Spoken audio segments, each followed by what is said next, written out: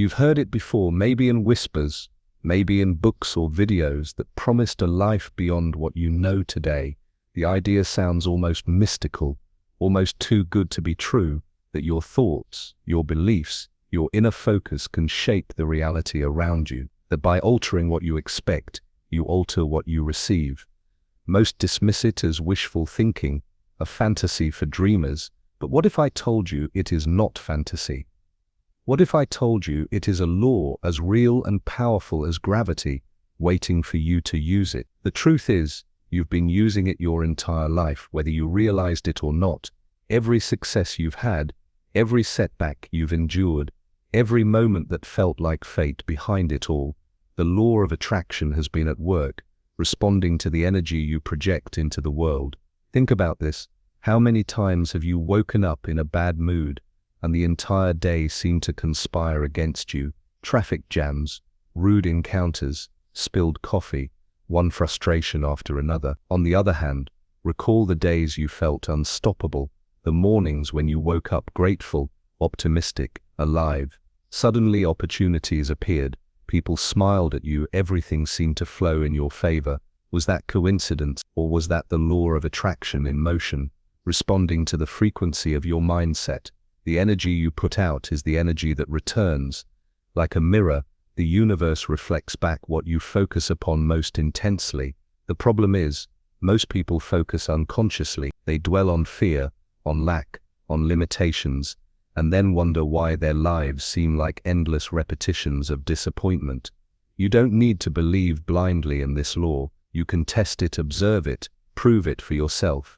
The evidence is all around you. Look at those who radiate joy and confidence.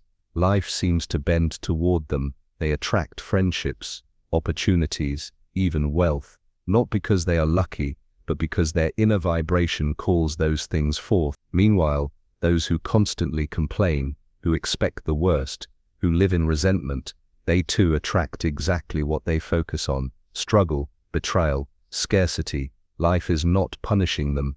It is only responding faithfully to their dominant thought. The law of attraction does not discriminate. It does not choose favorites. It simply responds. You are the one giving the command, whether knowingly or unknowingly. Consider a magnet. It does not chase metal. It does not plead. It does not struggle. It simply attracts what resonates with its field. You are the same. Your thoughts, feelings and expectations form a magnetic field around your life. Right now, in this very moment, that field is pulling people, situations and experiences toward you. The question is, are you attracting what you want, or what you fear? This is why awareness is everything. Until you wake up to the truth of what you're broadcasting, you'll continue to live by default, mistaking the results of your own vibration for fate or bad luck. But once you understand, once you take conscious control, your entire world can transform. Let me give you a simple story. There was a woman who spent years longing for love. She repeated to her friends endlessly, "I'll never find someone, all the good ones are taken. I'm destined to be alone." Her heart ached for connection, but her mind continuously declared lack. She didn't realize that her focus on loneliness was amplifying that very experience. The law of attraction was not ignoring her. It was faithfully delivering more evidence to match her belief. Then one day, exhausted by despair, she tried something different. Instead of affirming her loneliness, she began to affirm her worth. Each morning she stood before the mirror and whispered, "I am deserving of love. Love is all around me. Love flows toward me easily and abundantly." At first it felt like a lie, but as she persisted, something shifted. She began to feel lighter, to smile more often, to carry herself with quiet confidence, and as if by magic, she met someone who mirrored her new energy back to her. It wasn't magic. It was alignment. The law of attraction had simply responded to the new broadcast she was sending out. Skeptics may scoff, but history itself is filled with testimonies of this principle. Look at the great innovators, the entrepreneurs, the artists. They held a vision in their minds long before it existed in reality. Edison saw the light before the bulb lit the world. The Wright brothers saw flight before the first plane left the ground. These were not random accidents. They attracted ideas, resources and breakthroughs by focusing relentlessly on what they desired rather than on the impossibility of it. The law of attraction works most powerfully when desire is fused with belief, when the vision within feels more real than the evidence without. But here lies the challenge. Most people sabotage themselves not because they don't desire, but because they don't believe. They dream of abundance while secretly expecting scarcity. They hope for health while constantly fearing illness. They long for success while endlessly affirming their unworthiness. And so their attraction field is scrambled, pulling in contradictions, reinforcing the very circumstances they wish to escape. The law of attraction cannot be fooled by words alone. It responds to your dominant feeling, your emotional core. If your words say, "I am wealthy," but your feelings scream, "I am broke," the law will always follow the vibration, not the vocabulary. This is why so many fail when they first attempt to use. They affirm on the surface, but doubt in the depths, and the universe always listens to the depths.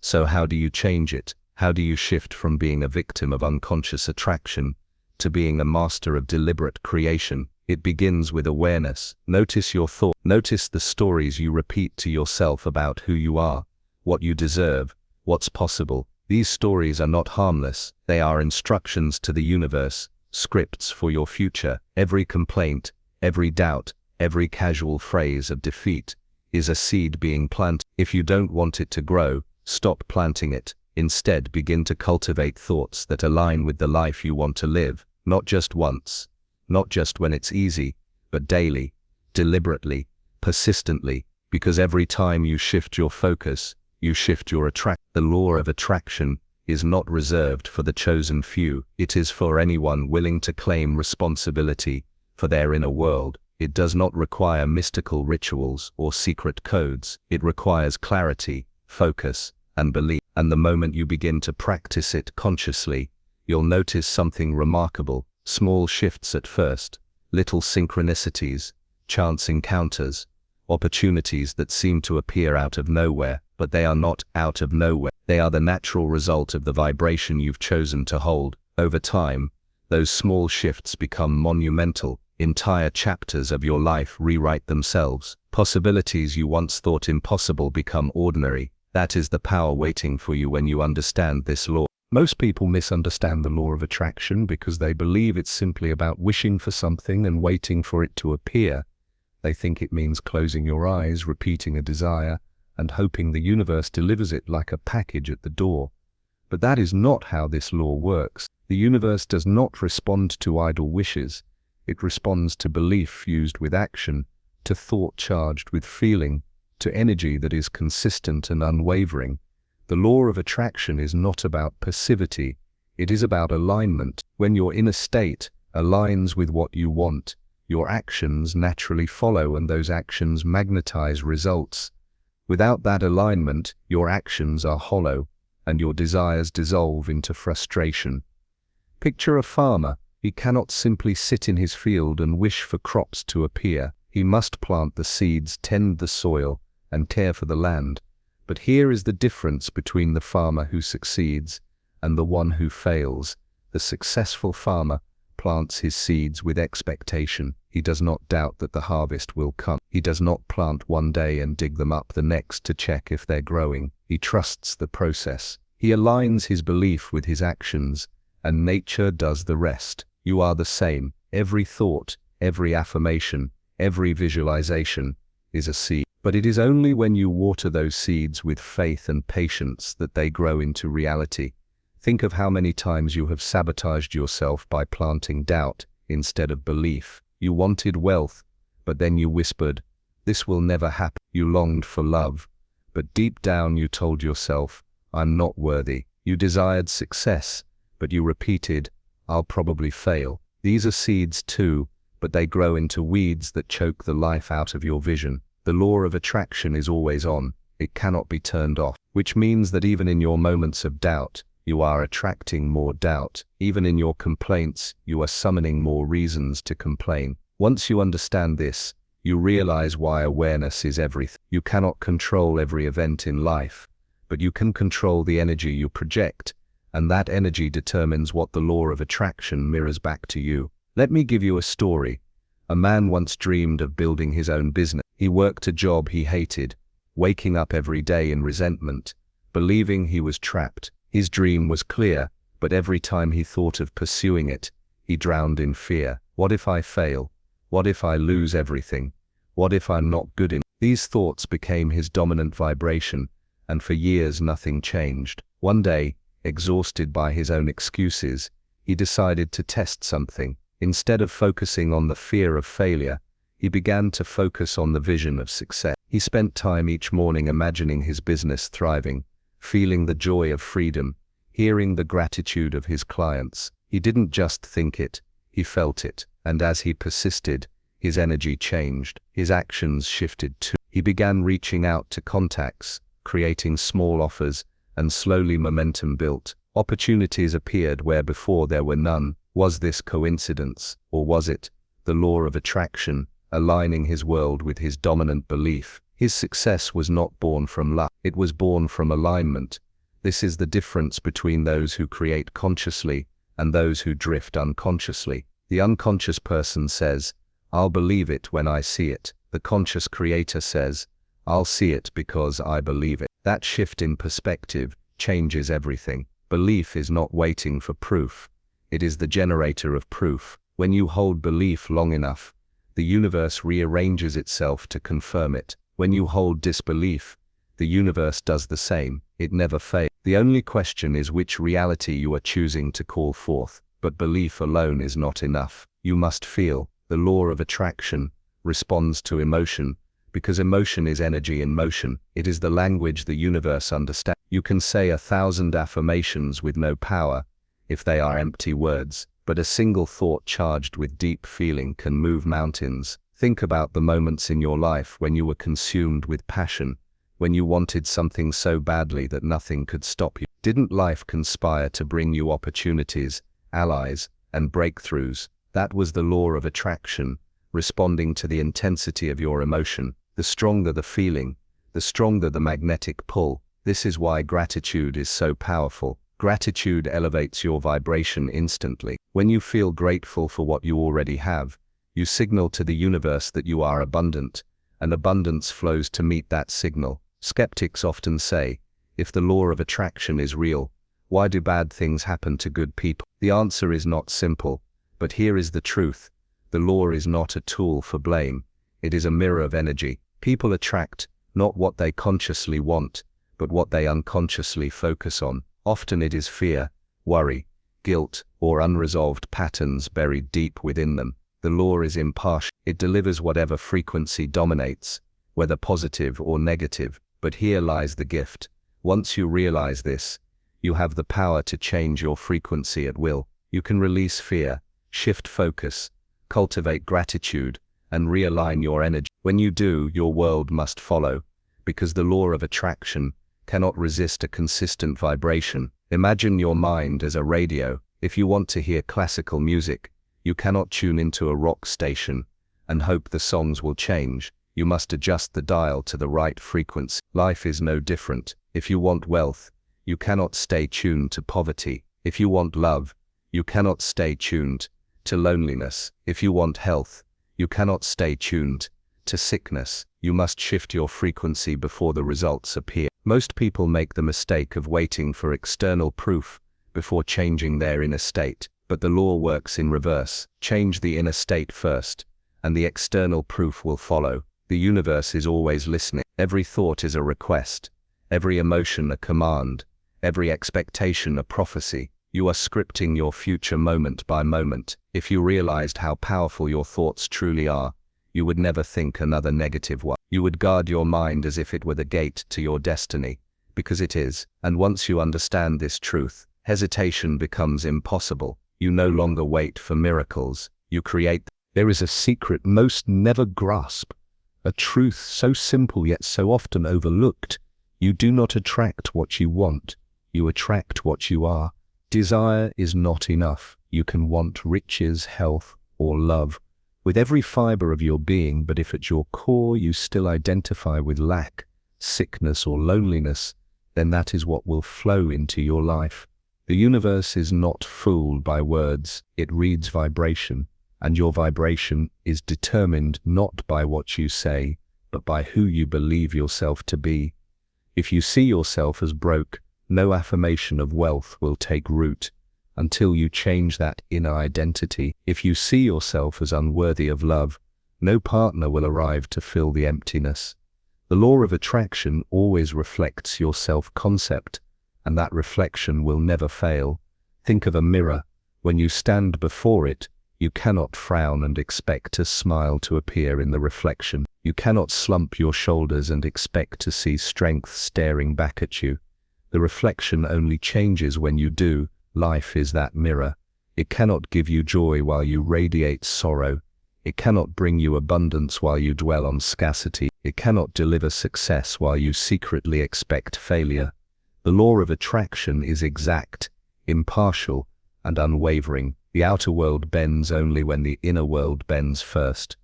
This is why so many people fail when they attempt to use vision boards, affirmations, or visualization. They paste pictures of mansions on their walls, but still see themselves as renters struggling to pay bills. They repeat, "I am confident," while walking through the world, shrinking from every opportunity. They visualize love, but carry the energy of rejection. And then they declare that the law of attraction doesn't work. But the truth is, it always works. It is simply reflecting their truest vibration, not their surface-level wish. Until you shift your identity, your reality cannot shift.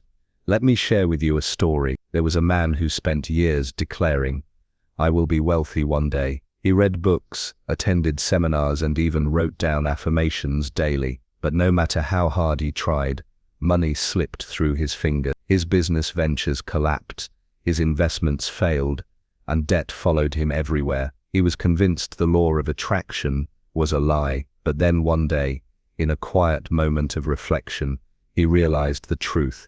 Deep down, he still saw himself as poor. He had carried the identity of poverty since childhood. When his family struggled to make ends meet, every decision, every action was unconsciously filtered through that lens. He didn't need more affirmations. He needed a new identity. Slowly, he began to shift. He stopped calling himself broke in casual conversation. He began to affirm not just with words but with feeling, visualizing himself already abundant, already living in wealth, already free. He noticed the way wealthy people carried themselves and began to embody those traits. Within a few years, his life transformed completely. The opportunities were always there, but until he changed his identity, he could not see them.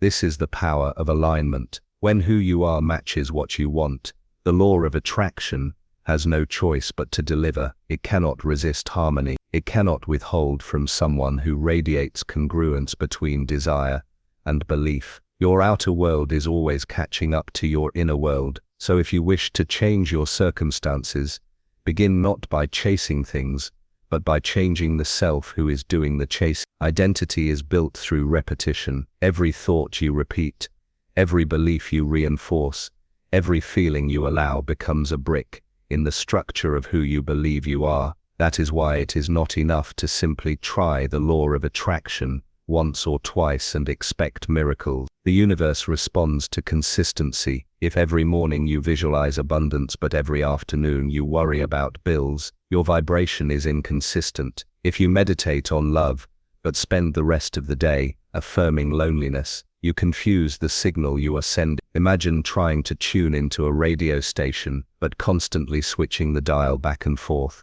You would hear nothing but static. That is what most people live with: static attraction. They mix signals and wonder why nothing changes. The solution is not complexity, it is persistence. Pick the identity that matches the life you desire and begin to embody it daily. If you want wealth, ask yourself, how would a wealthy person think? How would they act? How would they carry themselves? Then practice that identity even before the evidence appears. If you want health, embody the vitality you seek.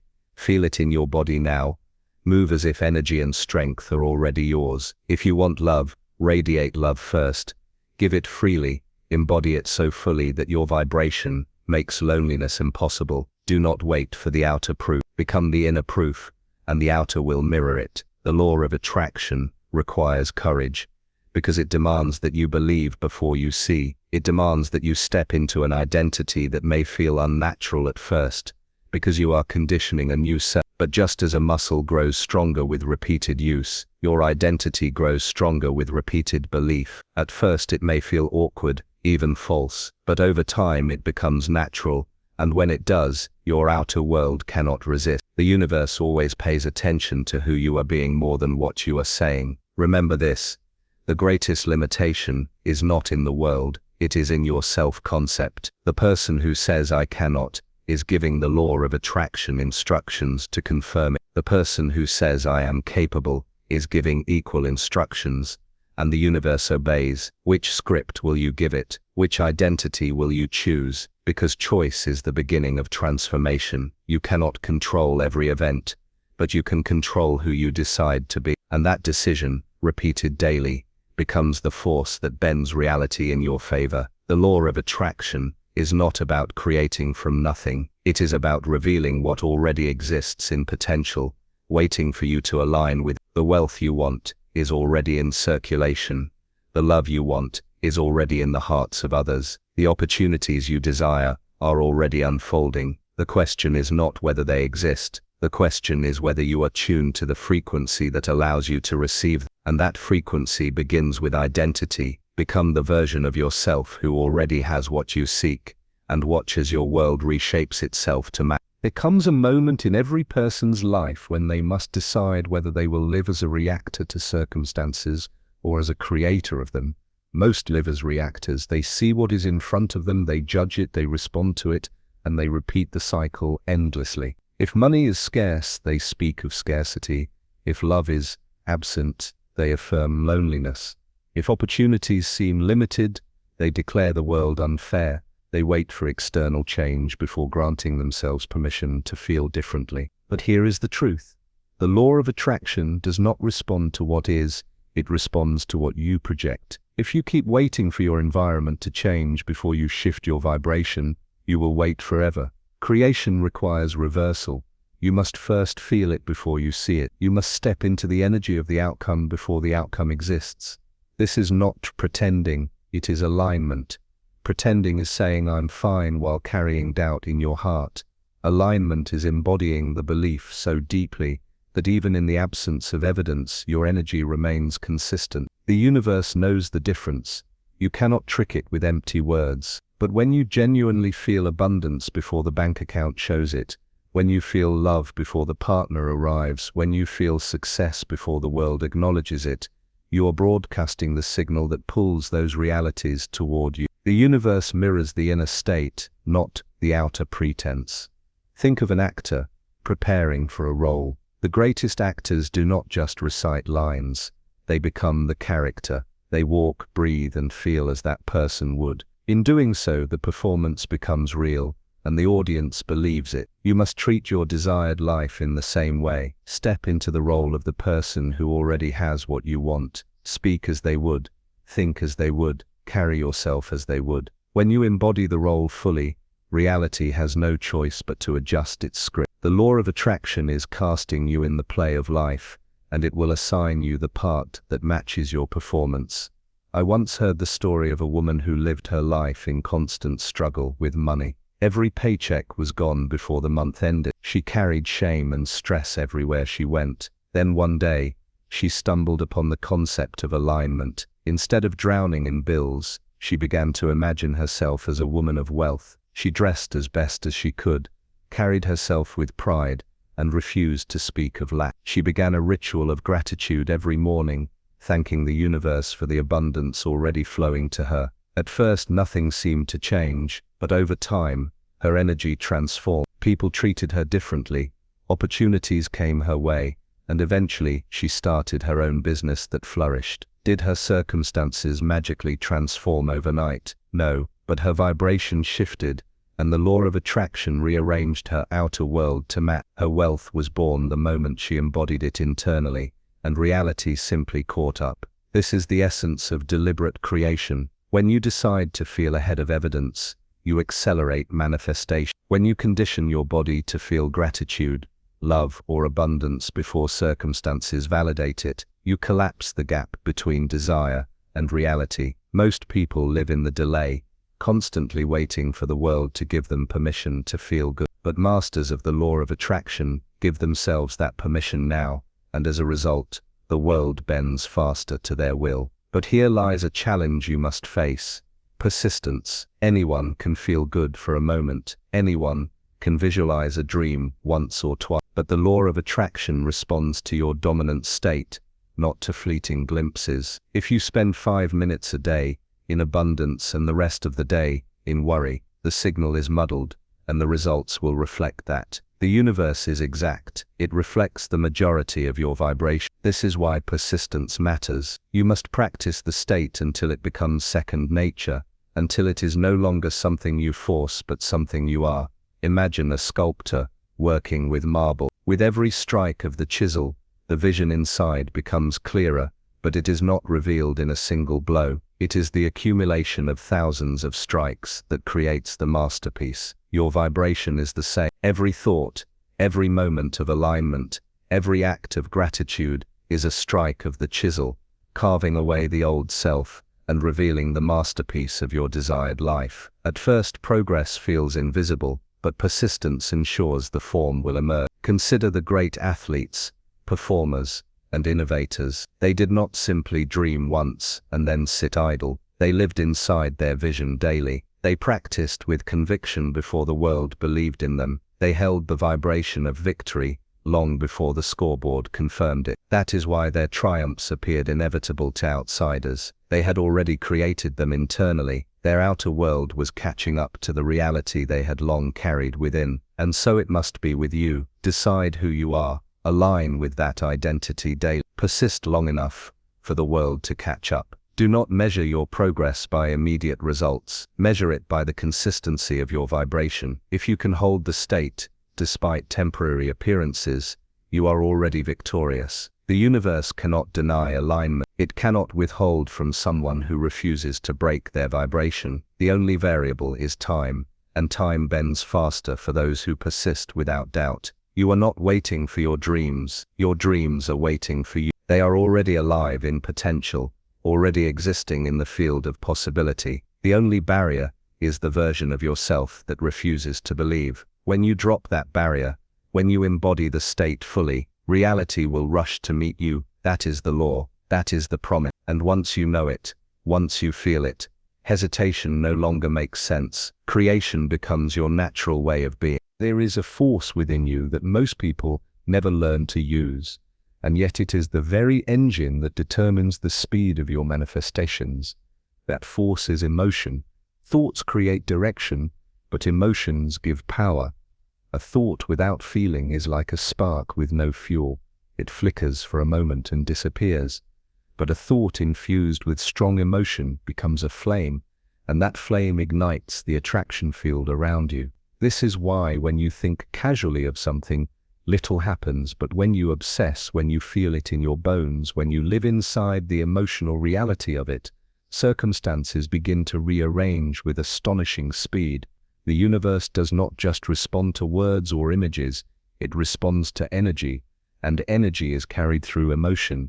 Think of moments in your life when you were consumed with fear. Didn't events seem to line up to confirm those fears? A simple worry became a series of coincidences that seemed to justify it. That is the law of attraction at work, fueled by the emotion of fear. But the opposite is just as true. Remember times when you were thrilled, grateful, or passionately focused. Opportunities appeared, people responded differently, events unfolded in your favor. Again, that was the law responding to the emotional frequency you broadcasted.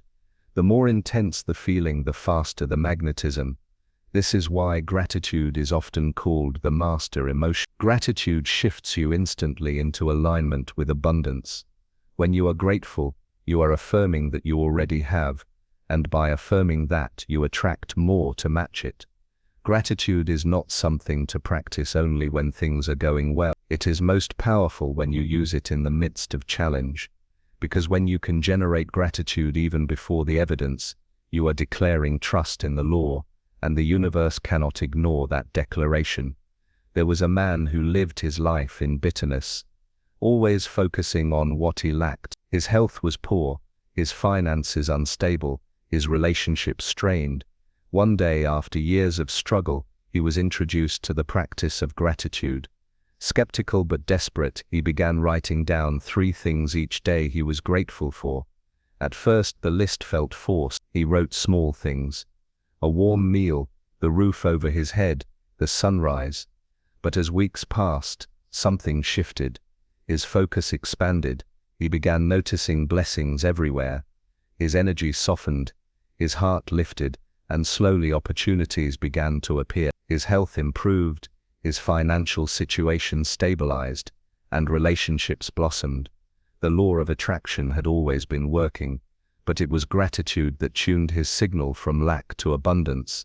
Gratitude became the bridge between his old life and his new one. Understand this. Emotion is the fuel, but you control the ignition. You cannot always control external events, but you can control what you feel about them. 2 people may face the same challenge. One spirals into despair while the other rises in resilience. The challenge is the same, but the vibration they project is not, and the law of attraction faithfully responds to each, amplifying the energy they send out. This is why mastery of emotion is mastery of manifestation. If you let the external dictate your internal, you will remain a reactor. But when you dictate your internal regardless of the external, you step into creation. This does not mean suppressing negative emotions or pretending they don't exist. Suppression is resistance, and resistance only strengthens what you push against. Instead, it means acknowledging the feeling and then choosing deliberately to shift. You may feel fear, but you do not have to dwell in it. You may feel doubt, but you do not have to build a home there. Emotions are signals, not prisons. Let them pass. Then redirect your focus toward what empowers you. That choice, repeated consistently, trains your vibration into alignment with what you desire. Visualization is powerful because it combines thought and emotion. When you imagine your dream vividly, engaging all senses, and allow yourself to feel the joy of it as if it were already true, you create an emotional rehearsal. The brain does not distinguish between vividly imagined experience and physical reality. To your subconscious, it is the same. This is why athletes rehearse victories in their minds, why performers imagine flawless shows before stepping on stage. They are aligning emotion with outcome, and by doing so, they draw that outcome closer. You can do the same, but beware of one trap. Longing is disguised as desire, but it is laced with lack. When you long for something, you are saying, "I don't have it." That vibration of absence is what the law of attraction mirrors back. You may visualize wealth but feel longing, and all you attract is more lack. The key is to shift from longing to living. Feel it as present, not distant. Act as though it already belongs to you, and your vibration will confirm it. Desire fused with fulfillment is magnetic. Desire fused with lack is repelling. Emotions are practice ground. Each day, in every moment, you are rehearsing the vibration you want or the one you don't. When you dwell on frustration, you practice being aligned with more frustration. When you dwell on gratitude, you practice being aligned with abundance. There is no neutrality.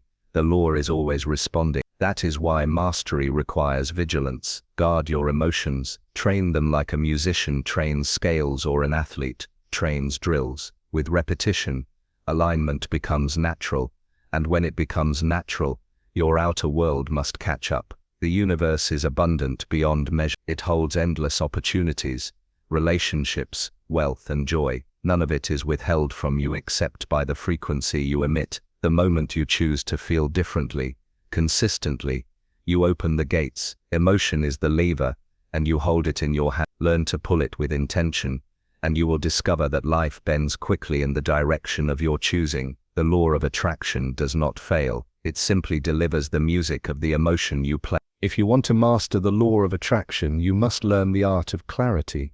Most people drift through life with vague desires and blurry intentions. They say things like, "I want to be successful," or "I want to be happy." But what does success look like? What does happiness mean? Without definition, these desires float in the air, shapeless and weak, unable to command the law with precision. The universe responds to clarity. The clearer you are, the stronger your vibration, the faster your manifestation. Ambiguity attracts confusion, but clarity attracts results. Imagine walking into a restaurant and telling the waiter, "Bring me food." The waiter would not know what to do.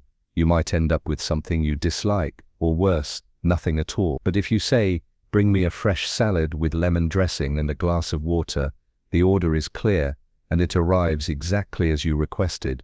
The law of attraction is no different. When you give it vague instructions, it cannot deliver. When you give it precise directions, it begins arranging circumstances immediately. There was a woman who constantly declared, "I just want a better life." For years nothing much changed. She continued working a job she disliked, living in the same apartment, stuck in the same routines. Then one day, she realized she had never defined what better meant. She began writing down specifics. The kind of home she wanted, the type of work that would excite her, the financial stability she desired, the relationships she envisioned. She described them in detail, and most importantly, she felt them as real. Within a short time, her world began to shift. She landed a new job, met new people, and eventually moved into a home that matched her description almost exactly. The difference was not luck, it was clarity. Clarity is power. When you know exactly what you want, you cut through the noise of doubt and hesitation. Your mind becomes focused, your energy concentrated, and your vibration unmistakable. The universe does not guess, it responds, but it cannot respond to indecision. If one day you focus on wealth and the next on scarcity, your signal is scrambled. If you want love but dwell on loneliness, your signal is mixed. But when you define clearly and consistently hold that focus, the law aligns without fail. This is why goals are vital. Goals are not just for productivity, they are instructions to the universe. A clearly written goal is like a blueprint for manifestation. When you write, "I earn $10,000 a month doing work I love," you are sending a command. When you write, "I attract a loving, supportive partner who respects and cherishes me," you are tuning your frequency. The act of writing crystallizes thought, and crystallized thought strengthens vibration. The vague becomes tangible, and the tangible becomes magnetic. But clarity requires courage. Many people avoid defining what they want because they fear disappointment. They would rather stay vague than admit a dream that might not come true. But that fear itself becomes the vibration they attract, and so their vagueness is confirmed with more of the same. Do not fear clarity, embrace it, even if your dream seems impossible now. Clarity begins the process of attracting the path. Without it, you drift endlessly, like a ship with no compass. Think of history's great achievers. Did they speak vaguely? Edison did not say, "I want to create something useful." He declared, "I will invent the light bulb." The Wright brothers did not say, "We'd like some form of transportation." They declared, "We will build a machine that flies." Clarity gave them direction, focus, and persistence. And because they held that clarity, the law of attraction aligned resources, people and ideas to fulfill it. Their visions were specific, and therefore they became reality. The same principle applies to your daily life. Do not just say, "I want to feel better." Say, "I choose to feel calm, energized, and grateful every morning." Do not say, "I want more money." Say, "I attract opportunities that allow me to earn abundantly through meaningful work." Do not say, "I want to travel." Say, "I am exploring the beaches of Greece, walking through the streets of Paris, hiking the mountains of Peru." The more vivid your intention, the faster it takes form. Visualization becomes powerful when clarity fuels it. Close your eyes and picture the exact details of your dream. See the colors, hear the sounds, feel the textures. Walk through your dream as if you are already living it. This level of clarity imprints on your subconscious, and once the subconscious accepts it, the law of attraction begins moving pieces into place. Do not settle for hazy images. Paint them vividly, and return to them often, until they feel as familiar as your current reality. Clarity also eliminates distraction. When you know exactly what you want, you stop wasting energy on what you don't. You say no to things that do not align. You stop chasing every opportunity and focus only on those that resonate with your vision. This sharpens your vibration further, creating an even stronger signal. The clearer your focus, the faster the law of attraction can deliver. Remember, the universe is abundant and limitless. It holds infinite possibilities, but it requires direction. If you stand at a crossroads and never choose a path, you remain stuck. The law is waiting for your instruction. The moment you declare with clarity, you set forces in motion beyond what you can see. Define it, feel it, believe it, hold it. That is the process. And the sooner you begin, the sooner your world begins to shift. There is a strength far greater than circumstance, a power more enduring than luck, and it lives inside your own mind. Your mindset is the foundation of everything you attract. A weak mindset is like a cracked foundation. No matter how beautiful the structure you attempt to build, it will eventually collapse. A strong mindset, however, is unshakable. It thrives even when the winds of adversity blow. It does not crumble under pressure. It transforms obstacles into stepping stones. The law of attraction responds to the quality of your mindset as much as it does to your desires. If your thoughts are fragile, your results will be fragile. But when your thoughts are fortified with resilience, belief, and vision, your world reflects that strength back to you. Most people sabotage themselves not because their dreams are too big, but because their mindset is too small. They imagine wealth, but secretly repeat, "I can't handle money." They desire love, but whisper, "No one will ever stay." They crave health, but think, "My family has always been sick." These internal narratives undermine the law of attraction because the vibration they emit is one of limitation, not possibility. The mind is the architect of reality, and every thought you allow is a blueprint. Build with doubt, and the structure collapses. Build with conviction, and the structure stands tall. Resilience is the first quality of an unbreakable mindset. Life will test you. There is no escaping that. Dreams do not come without challenge. The difference lies in how you interpret those challenges. To the fragile mind, failure is proof that success is impossible. To the strong mind, failure is simply feedback, a stepping stone that reveals what must be adjusted. Thomas Edison failed thousands of times before creating the light bulb, but each failure strengthened his resolve. His mindset was not breakable, and because of that, the law of attraction could continue aligning circumstances until his vision became reality. Another quality of a powerful mindset is faith. Faith is the ability to believe in the unseen, to hold conviction before evidence appears. Most people demand proof before they commit, but the law of attraction demands the opposite: belief first, proof second. The weak mind waits for validation and therefore never generates the vibration that attracts it. The strong mind creates validation by projecting unwavering faith, and the universe responds. Think of the great explorers, entrepreneurs, and leaders throughout history. They did not wait until the world agreed with them. They believed despite doubt, and that belief created the path where none existed. Discipline also fuels an unbreakable mindset. Motivation comes and goes, but discipline remains. The disciplined mind understands that consistency is more powerful than bursts of enthusiasm.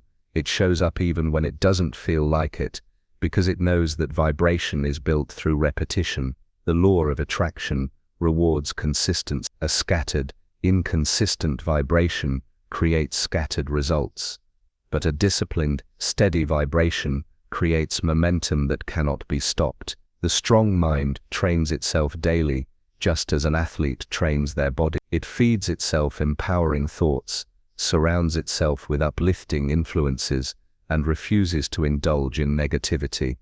Let me share a story. A young athlete dreamed of competing on the world stage. He trained tirelessly but was plagued by doubt. Each time he lost, he told himself, "Maybe I'm not good enough." Those thoughts weakened his vibration, and his results reflected it. One day, his mentor challenged him to change his inner dialogue. Instead of repeating doubt, he was instructed to affirm his strength, his growth, his resilience. He resisted at first, but eventually he committed. Over time, his mindset hardened into steel. Losses no longer broke him.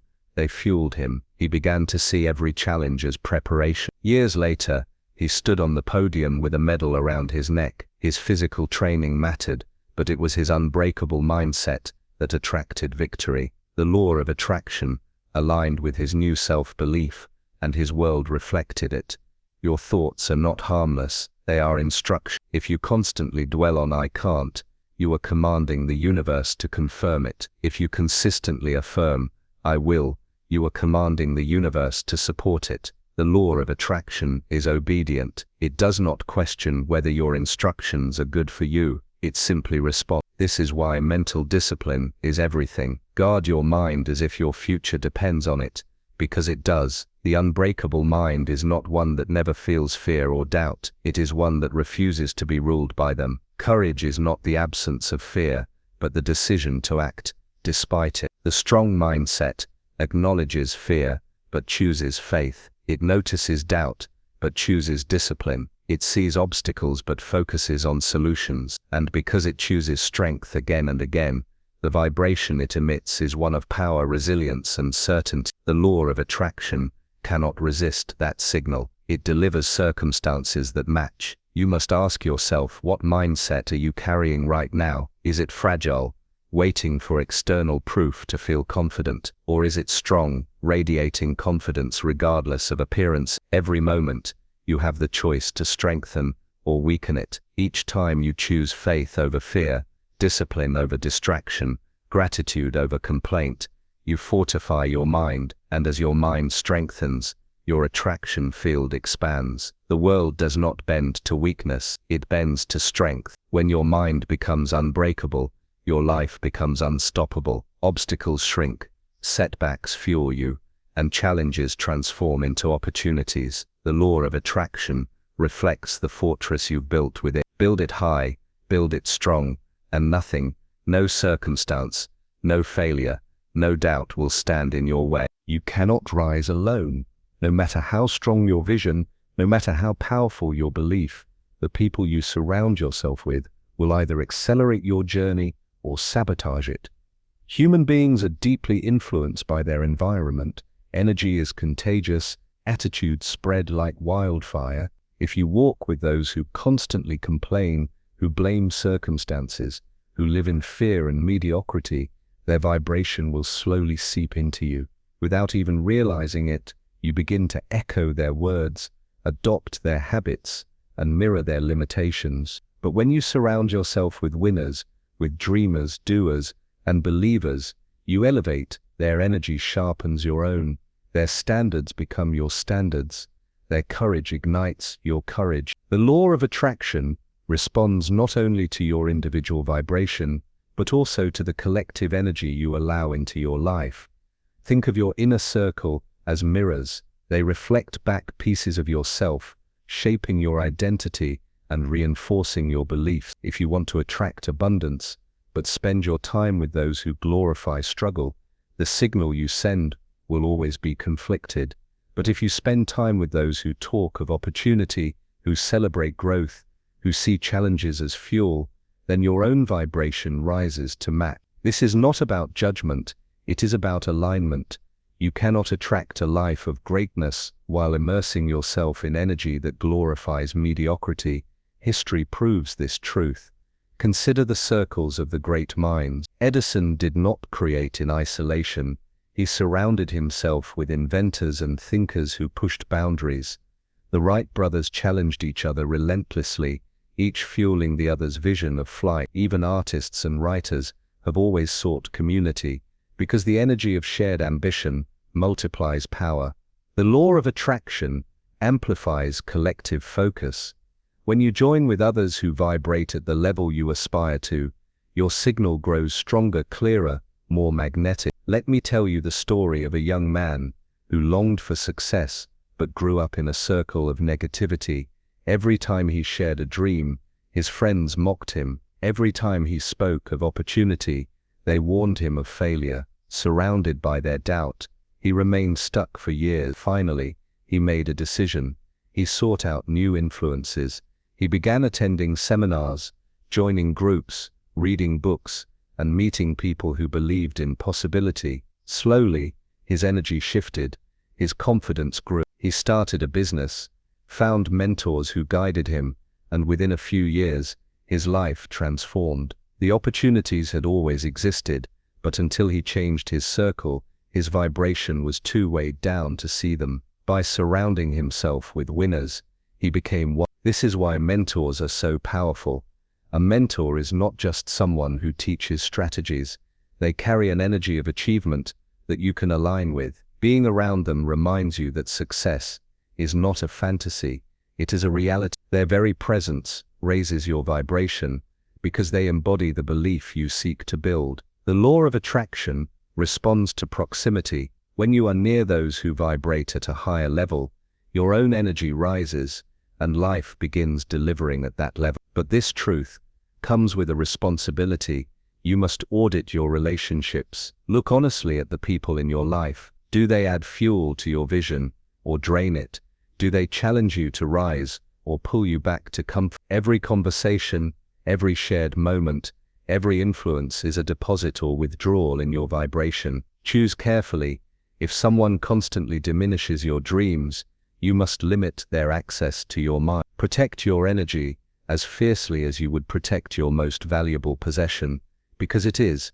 Some people will resist this. They will say, "But I can't leave my old friends or family." Understand this. You do not have to cut people out of your life completely, but you must guard how much influence they have. Spend less time absorbing their doubt and more time absorbing inspiration from those aligned with your vision. Balance is possible, but only if you prioritize your vibration. Remember, you are not being cruel by protecting your energy. You are being responsible. If you sink into the same frequency as those who refuse to grow, you cannot lift anyone high. But if you rise first, you may inspire them to follow. Your environment is the soil in which your dreams grow. Fertile soil produces strong crops. Toxic soil produces nothing but weeds. Do not expect your vision to thrive in barren ground. Cultivate the soil around you. Fill your life with books that inspire you, conversations that uplift you, people who push you, and mentors who guide you. The stronger the environment, the stronger your vibration, and the faster the law of attraction delivers. Remember this, mediocrity is contagious, but so is greatness. Choose carefully which you allow to infect your spirit. Winners sharpen winners. Energy multiplies in groups, and the law of attraction listens closely to the company you keep. If you want to rise, surround yourself with those already climbing. If you want abundance, spend time with those who celebrate it. If you want love, connect with those who embody it. Life is always echoing the frequencies you allow. Choose wisely, and your circle will become the wind that lifts you higher than you ever thought possible. Time is the most precious currency you will ever possess. It cannot be stored, it cannot be regained, it cannot be traded for more once it has passed, and yet most people treat it as if it were infinite. They waste hours scrolling through distractions, engaging in meaningless conversations, or worrying about things they cannot control. Then they wonder why their dreams remain distant. The truth is simple. The law of attraction is always responding, and if your focus is scattered, your results will be scattered. If your time is invested in triviality, your vibration is diluted, and the universe reflects that dilution back to you. To master the law of attraction, you must also master your time. Every person on this planet receives the same 24 hours each day. The wealthy, the poor, the successful, the stagnant, none have more or less. The difference lies in how those hours are used. The successful are deliberate. They align their schedules with their vision. They do not allow distractions to dictate their days. They guard their time as the gateway to their destiny. Those who fail, however, treat time casually, as if tomorrow were guaranteed, as if their dreams will wait patiently for them. But time waits for no one. The clock is always ticking, and each tick is a choice you have made. Think of your day as a bank account. Each morning, you are credited with 24 hours. How you spend them determines your return. If you invest in growth, gratitude, and action, the return multiplies. If you waste them in fear, idleness, or negativity, the return diminishes. The law of attraction amplifies whatever you invest your time in. Spend it on abundance, and abundance grows. Spend it on scarcity, and scarcity grows. Your time is your truest vote for the life you wish to create. There was once a man who dreamed of building his own business. For years he told himself he didn't have enough time. He worked long hours, came home tired, and filled the rest of his evenings with television and social media. His dream never moved forward. One day, he decided to track his time honestly. He realized he was losing more than 4 hours every evening to distractions. 4 hours a day, wasted on nothing. That was 28 hours a week, over 100 hours a month. Time that could have built the very future he craved. With this realization, he made a change. He cut out the distractions, woke up earlier, and dedicated those hours to his vision. Within a year, his business had launched. Within 3, he had left his job. His success was not a miracle. It was the law of attraction responding to his new investment of time. Time mastery begins with awareness. Most people underestimate how much of their day is lost to mindless activity. Track your hours, write down how you spend each block of time, and you will see clearly where your energy is leaking. Awareness creates choice, and choice allows you to redirect. Once you know where your time goes, you can eliminate what does not serve you. The next step is prioritization. Not everything is equal. Some actions carry far more impact than others. The law of attraction rewards aligned action. Actions that resonate with your vision and move you closer to your goals. Identify the few activities that matter most, and focus relentlessly on them. Stop confusing busyness with progress. Filling your day with minor tasks may keep you occupied, but it will not shift your vibration. Direct your time toward what builds your future, not what fills your present. Discipline is the final pillar of time mastery. Distractions will always tempt you. Notifications will call for your attention. Comfort will whisper that you can do it tomorrow, but tomorrow is an illusion. The only time you truly have is now. Discipline is choosing the important over the easy, the vision over the distraction, the future over the fleet. Each time you choose discipline, you strengthen your vibration, and the law of attraction responds by accelerating opportunities to match. Let me share another story. A young woman dreamed of writing a book. For years, she told herself she needed the right mood, the right inspiration, the right block of free time. But inspiration never lasted, and time never appeared. Her dream sat untouched. Then one day, she committed to writing just 1 page a day, no matter what. 1 page. It took her less than 30 minutes, yet over time, those pages became chapters, and the chapters became a finished book. That book launched her career, changed her life, and reached thousands. What shifted? She mastered her time. She stopped waiting for perfect conditions and used what she had. The law of attraction responded to her consistency, aligning her with success. Understand this: every moment you waste is not just lost time, it is lost vibration.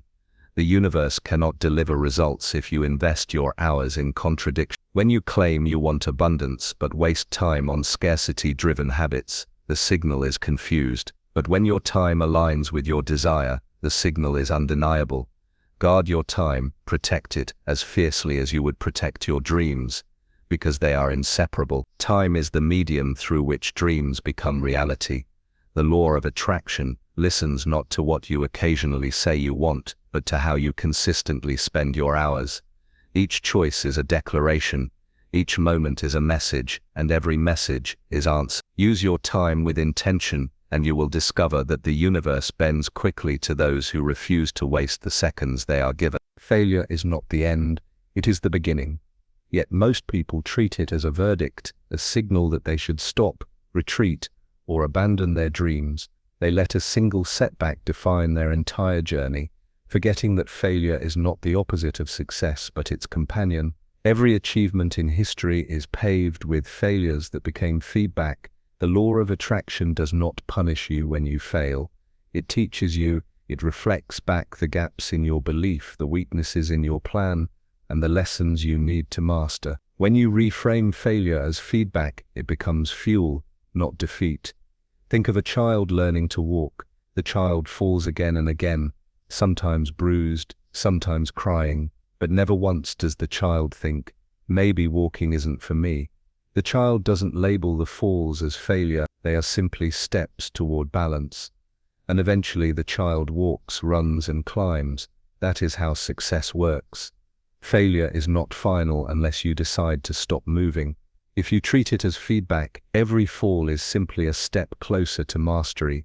Consider Thomas Edison. He is remembered as the man who gave the world light, but few remember the thousands of experiments that failed before success appeared. When asked about those failures, he famously said he had not failed, he had simply discovered thousands of ways that did not work. Each misstep gave him clarity, each setback refined his direction, and eventually the breakthrough came. The law of attraction responded not to the failures themselves but to the unwavering belief that drove him through them. His vibration was not one of defeat but of persistence, and the universe mirrored that persistence with results.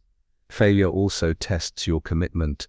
Anyone can dream when the path is smooth, but when obstacles appear, when progress slows, when doors close, the question becomes, how badly do you want it?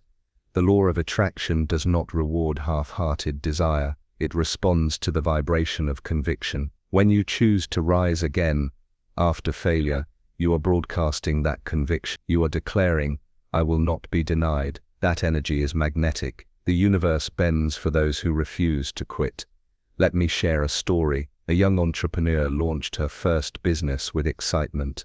She poured her heart into it, but the venture collapsed within months. Debt piled up, and humiliation weighed heavily. Her friends told her to give up, to find a safe job. For weeks she believed them, but deep inside the vision burned. She realized the failure was not a verdict, but a teacher. She studied what went wrong, adjusted her approach, and launched again. The second attempt did better but still faltered. Yet this time, she did not despair. She refined further and tried again. By the third attempt, the business succeeded, and within years she was a leader in her industry. What changed? Not her dream.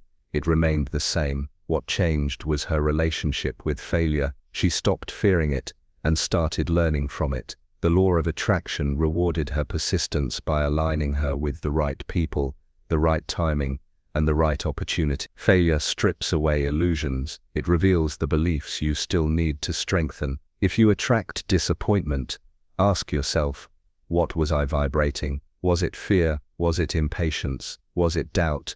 The universe is not punishing you, it is showing you where you are out of alignment. When you treat failure this way, you no longer see it as a wall. You see it as a compass pointing you toward correction. But here is the tragedy. Most people never allow themselves to learn. They stop at the first sign of discomfort, retreat into safety, and declare that dreams don't work. They confuse temporary defeat with permanent impossibility, and in doing so, they give up the greatest gift the law of attraction offers, the ability to grow stronger through struggle. Success is never handed to those who quit. It belongs to those who transform every setback into a stepping stone. You must decide, will failure break you or build you? Will it silence your dreams or sharpen them? Every time you choose to rise again, you reinforce your vibration of resilience. The law of attraction cannot ignore that signal. It aligns opportunities with those who persist, who believe even in the face of temporary defeat. Remember, the universe responds to energy, not perfection. You do not need a flawless path, you only need a relentless one. If you keep showing up, keep learning, keep refining, the results will come. The failures will fade into history, remembered only as the steps that carried you forward. The greatest success stories are not tales of unbroken triumph, but of countless failures endured with unshakable belief. Failure is not your enemy, it is your teacher, your sculptor, your ally. It refines you, prepares you, and reveals your strength. The only true failure is giving up. Everything else is progress. And when you understand this, you begin to see every challenge differently. Instead of asking, why me, you ask, what is this teaching me? Instead of shrinking, you expand. Instead of fearing the fall, you welcome the lesson. And as you do, your vibration becomes unstoppable. The law of attraction does not demand that you never stumble. It demands that you never surrender. Persist, and failure becomes the proof that success is inevitable. Right now, in this very moment, you stand at a crossroads. The life you have and the life you want are separated by a single choice. Not tomorrow, not next week, not someday when conditions are perfect. Now, the law of attraction is responding to you in real time, shaping your reality according to the decisions you make. Yet most people wait. They postpone action until they feel ready, until they have more time, until the fear subsides. But the perfect moment never comes. Waiting is a decision too, and it is a decision that costs you your future. Action is the bridge between thought and reality. You can visualize endlessly, affirm repeatedly, and dream without limit, but if you do not act, you anchor your vibration in stagnation. The universe cannot deliver to someone who refuses to move. The law of attraction multiplies momentum, and momentum begins only with action. One step, no matter how small, signals belief. It declares, I trust my vision enough to begin. That signal is magnetic. The universe rushes to meet those who dare to act. Think about it. Every great achievement began with a decision. The moment Edison decided to pursue the light bulb, the moment the Wright brothers decided to build a machine that flew, the moment countless entrepreneurs decided to launch despite uncertainty. None of them had guarantees. None of them waited until conditions were perfect. They made the decision, and that decision set forces in motion that shaped history. If they had waited for proof before acting, we would still be in the dark, still grounded, still clinging to safety. There is a story of a man who dreamed of writing music. For years, he told himself he would start when he had better equipment, when he had more free time, when inspiration struck. Years passed, and nothing was written. Then one day, a mentor challenged him. Decide now, start with what you have. One song, one attempt, one step. Reluctantly, he began. The first songs were rough, imperfect, unfinished, but the act of starting built momentum. He improved, grew confident, and eventually created music that reached millions. The breakthrough was not talent alone, it was the moment of decision, the courage to begin, without waiting. The law of attraction responded the moment he declared his commitment through action. Fear will always whisper reasons to delay. What if you fail? What if you embarrass yourself? What if it doesn't work? But here is the truth. Inaction guarantees failure. The only way to lose is to never try. The law of attraction rewards courage, not hesitation. Each time you act despite fear, you broadcast a vibration of trust and determination. That signal is irresistible. It draws opportunities, allies, and resources that would remain hidden if you stayed still. Do not confuse action with perfection. You do not need to know every step. You only need to take the first. The law of attraction unfolds the path as you walk it. Imagine driving at night with headlights. You cannot see the entire journey, only the stretch of road before you. But as you move forward, more of the path is revealed. Life works the same way. The law of attraction illuminates step after step, but only if you begin moving. Indecision is one of the greatest killers of dreams. People spend years trapped in analysis, weighing every possibility, waiting for certainty, but certainty is born from action, not from thought. Clarity comes when you engage, when you test, when you move. The man who sits forever at the shore wondering how deep the water is will never learn to swim, but the one who steps in discovers the truth. The law of attraction responds to movement, not to hesitation. Ask yourself, what decision are you postponing? What dream sits quietly in your heart, waiting for you to commit? You already know the answer.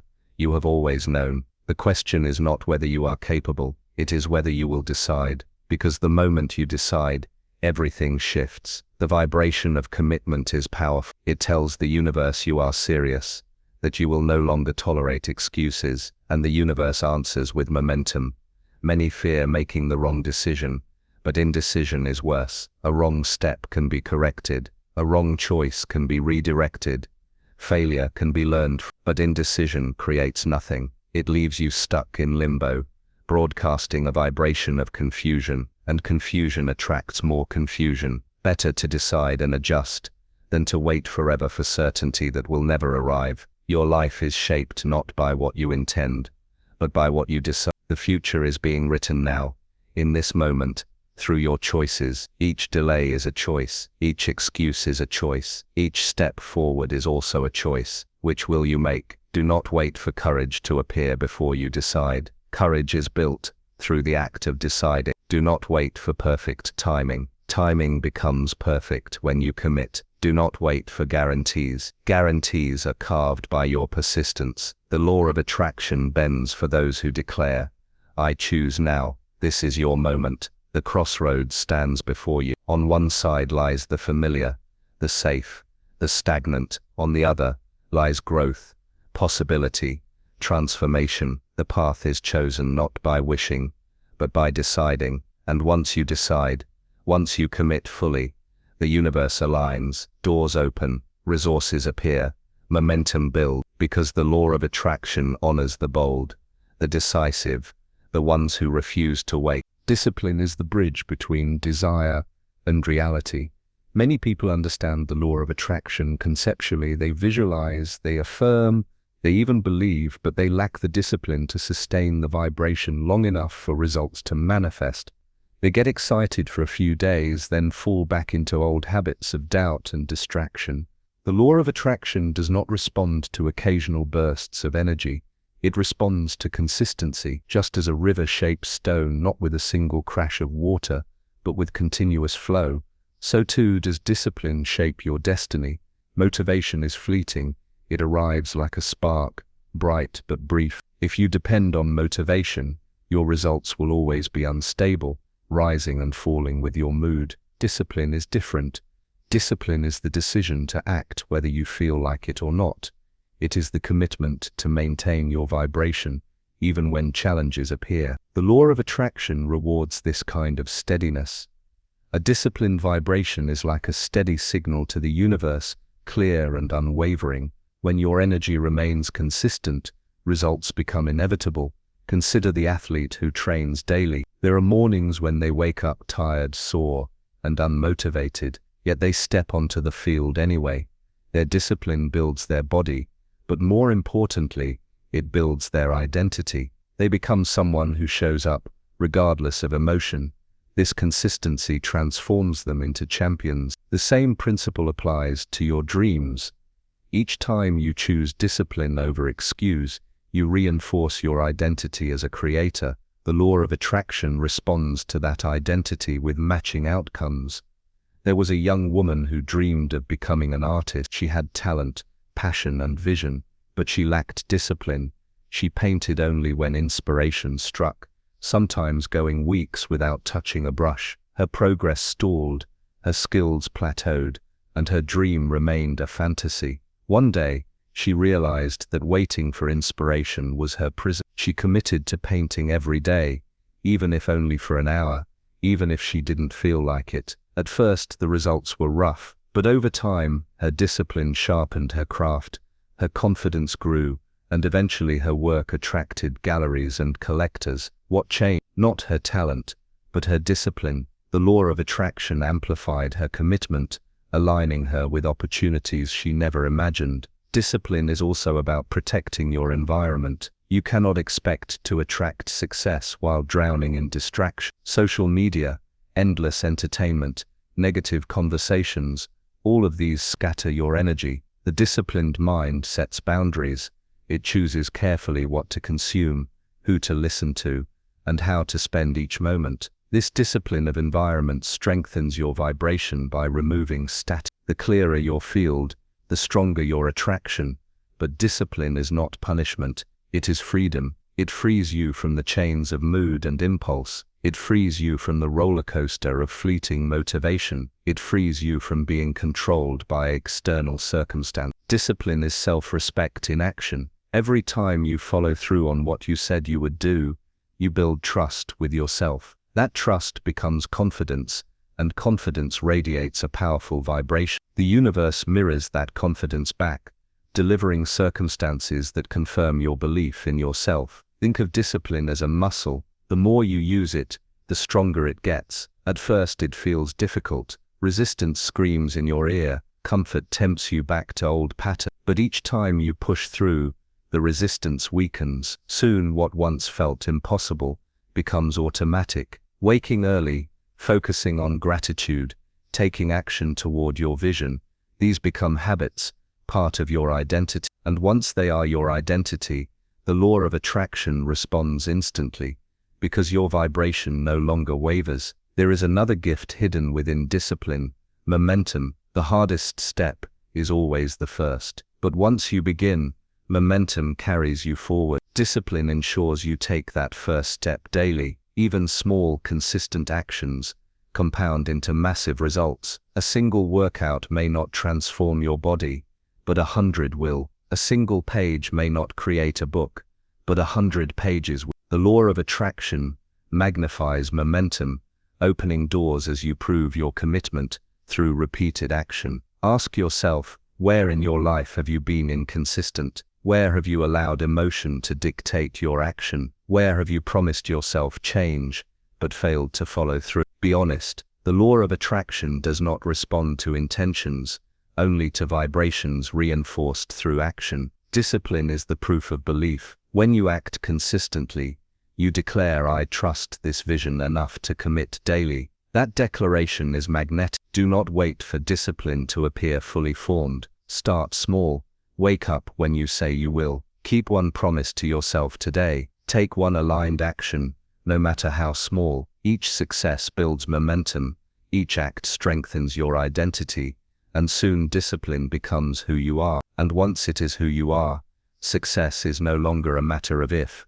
It is only a matter of when. Remember, the universe rewards the persistent. The law of attraction bends for those who refuse to quit, who maintain their vibration despite setbacks, who show up daily. Discipline is your ally, your foundation, your silent force. With it you cannot fail. Without it your dreams remain wishes. Choose discipline and you choose inevitability. Pain is inevitable.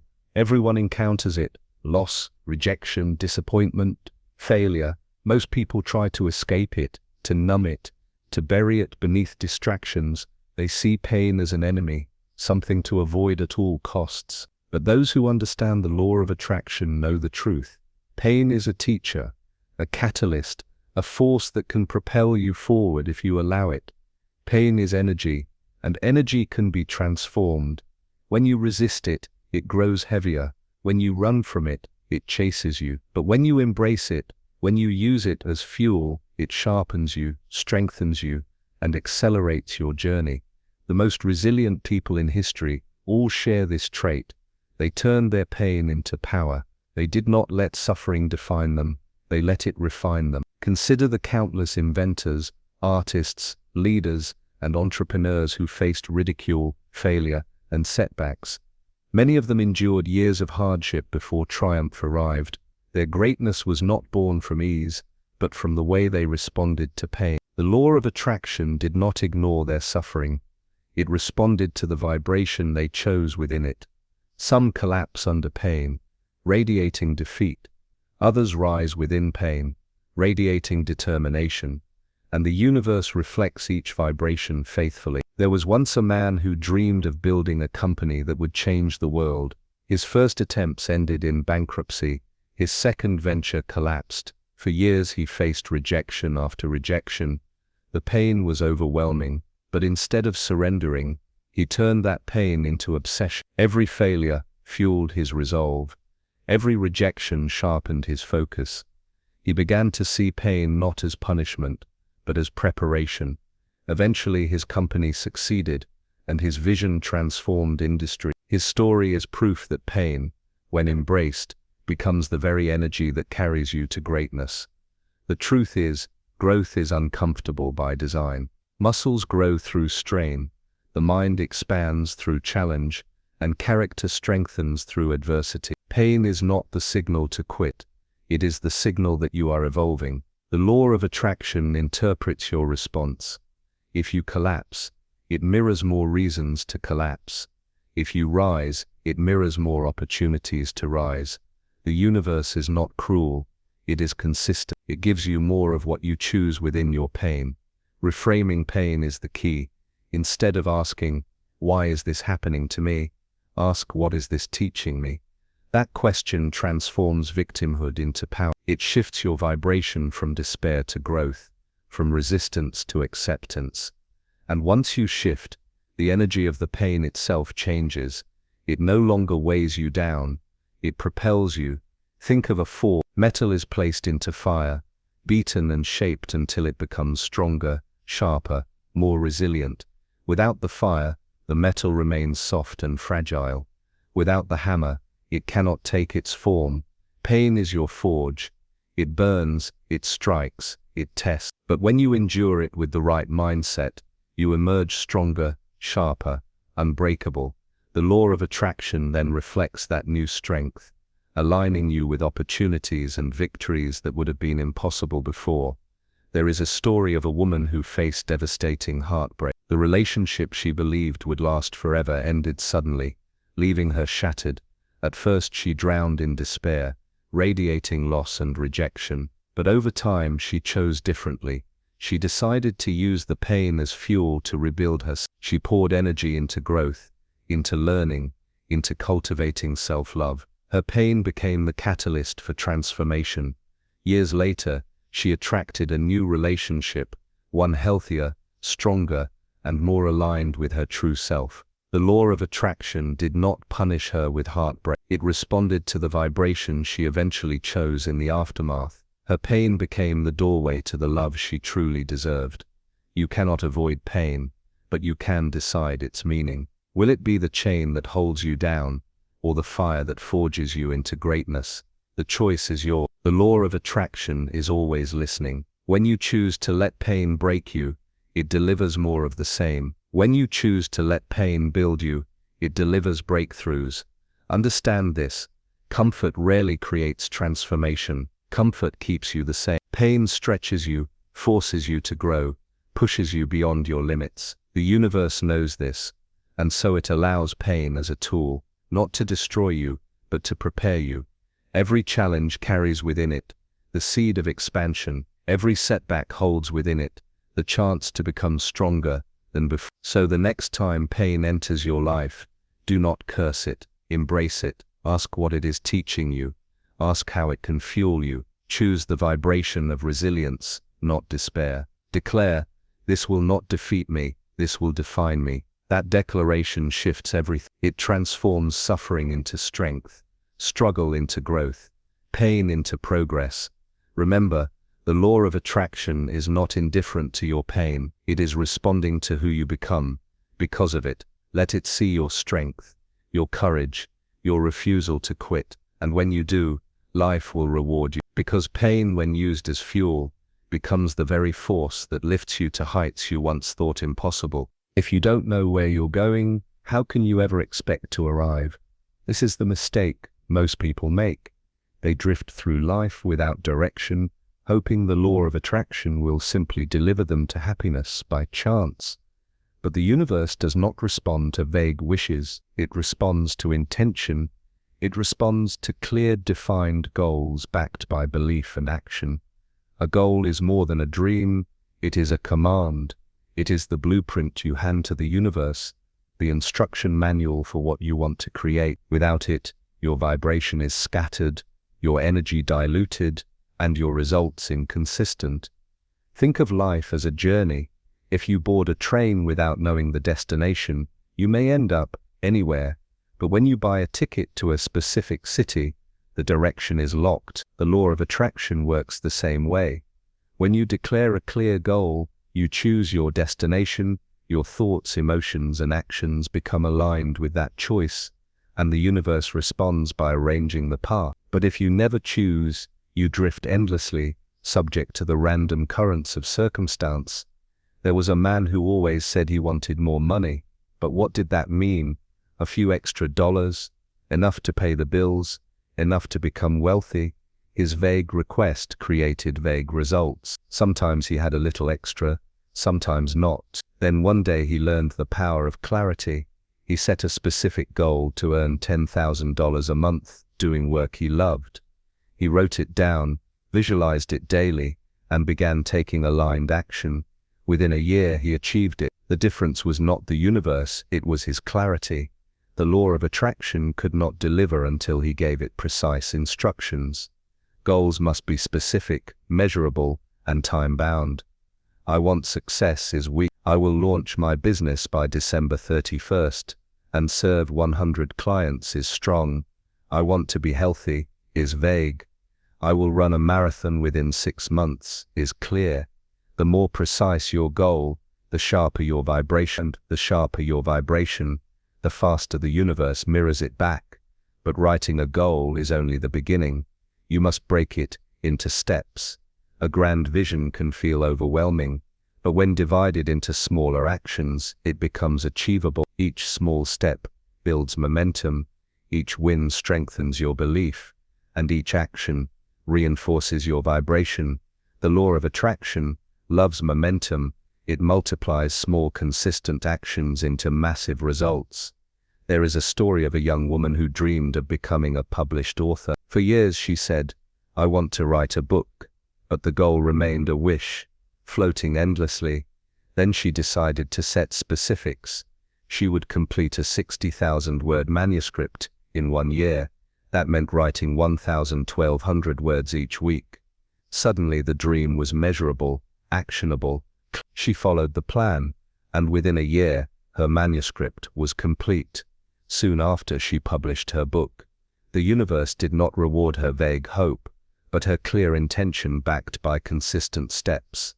Accountability strengthens this process. When you declare your goals publicly, when you track your progress, when you hold yourself responsible, your energy sharpens. You remove the option of drifting. Accountability creates focus, and focus intensifies vibration. The law of attraction responds faster when your commitment is undeniable, but clarity also requires flexibility. The path may change, but the destination remains. Obstacles may appear, but they are not signals to abandon the goal. They are signals to adjust the approach. Too many give up at the first roadblock, believing the universe has denied them. In truth, the universe is asking, how badly do you want this? When you persist, when you adapt without losing sight of the destination, the path realigns, and the law of attraction continues its work. Write your goals, speak them, visualize them, feel them, as though they are already achieved.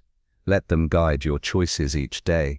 When faced with decisions, ask, does this bring me closer to my goal, or pull me further away? That question eliminates distraction. It simplifies your life. It ensures your vibration remains aligned with the destination. Do not underestimate the power of small wins along the way. Each milestone achieved is proof that the law is working. Celebrate them. Gratitude for progress amplifies your attraction field, bringing more progress. Success is not just the final goal. It is the accumulation of victories along the journey. Remember, the universe is abundant. It holds infinite paths, infinite opportunities, infinite resources, but it requires direction. Your goals are the compass. Without them you wander. With them, you align. The clearer the compass, the straighter the path. And once the path is clear, the law of attraction accelerates your steps. So do not drift. Do not leave your future to chance.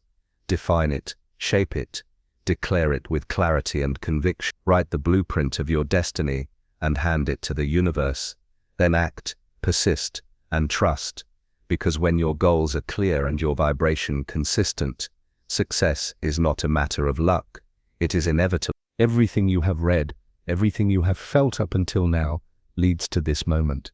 The principles of the law of attraction are not just ideas to think about, they are tools to live by. You have seen that thoughts create, that emotions fuel, that clarity directs, that discipline sustains, and that pain refines. You have learned that failure is feedback, that time is precious, that your environment shapes your destiny, and that decisions carve your future. But none of it matters if you do not act now. The knowledge itself will not change your life. The application of it will. The universe does not reward those who merely learn. It rewards those who embody. The truth is this: you are always manifesting. Whether consciously or unconsciously, you are attracting The only question is whether you are doing it deliberately or by default. If you allow fear, doubt, and procrastination to dominate, you will continue to pull more of the same. But if you choose belief, gratitude, clarity, and persistence, you will shift everything. The law of attraction is impartial. It is a mirror. It reflects your vibration with perfect accuracy. If you want a new reflection, you must project a new image. There is a man who once lived in constant frustration. He believed life was against him. Every setback became proof of his misfortune. Every obstacle confirmation that he was cursed. For years he lived in anger and blame. Nothing changed. Then one day, broken and tired, he decided to try something different. He began to practice gratitude each morning, even for small things. He visualized his goals. With emotion, he took consistent action, no matter how small. Slowly, his life began to shift. Opportunities appeared, relationships improved, his health recovered. Years later, he looked back and realized the universe had never been against him. It had simply been reflecting the energy he had projected. The moment he changed his inner world, the outer world aligned. This is the truth for you as well. The universe is not your enemy. It is your partner. It is ready to deliver what you ask, but it listens only to the vibration of your being, not the words you speak in passing, not the wishes you whisper without conviction, but the energy you radiate consistently. That energy is your true request. That energy is your prayer, and the law of attraction answers without fail. But the greatest trap is waiting. Too many will finish reading, nod in agreement, and then return to their old patterns. They will promise themselves they will start tomorrow, next week, next year, and in doing so, they waste the most valuable gift they have, this moment. Tomorrow is not guaranteed. The only power you will ever have is now. The vibration you choose now, the action you take now, the decision you commit to now, that is what creates your future. Delay is defeat. Action is creation. So choose now. Decide that you will no longer drift through life unconsciously. Decide that you will no longer let fear dictate your choices. Decide that you will no longer let procrastination steal your time. Decide that you will live as a deliberate creator, not a passive observer. That decision alone shifts your vibration, and the law of attraction responds instantly. You do not need to see the whole path. You do not need to know every detail. You only need to begin. The universe meets you halfway, but only after you take the first step. And as you move, momentum builds, clarity sharpens, and opportunities multiply. Soon the vision that once felt impossible becomes inevitable. The future you crave is already alive in potential. It is waiting for your alignment, your action, your belief. Remember, you are not powerless. You are not at the mercy of circumstance. You are not destined for mediocrity unless you choose it. Within you lies the power to attract, to shape, to create. That power has always been there, quietly waiting. Now is the time to use it. So stand tall, declare your vision, feel it as real, discipline yourself to persist. Surround yourself with energy that elevates. Use pain as fuel, failure as feedback, and time as the sacred resource it is. And above all, take action now. The law of attraction will mirror back the strength of your decision. This is the closing truth. Life is not happening to you. Life is happening through you. The thoughts you hold, the emotions you fuel, the choices you make, they are writing your story moment by moment. If you want a different story, pick up the pen and write it deliberately. The universe is ready. The question is, are you?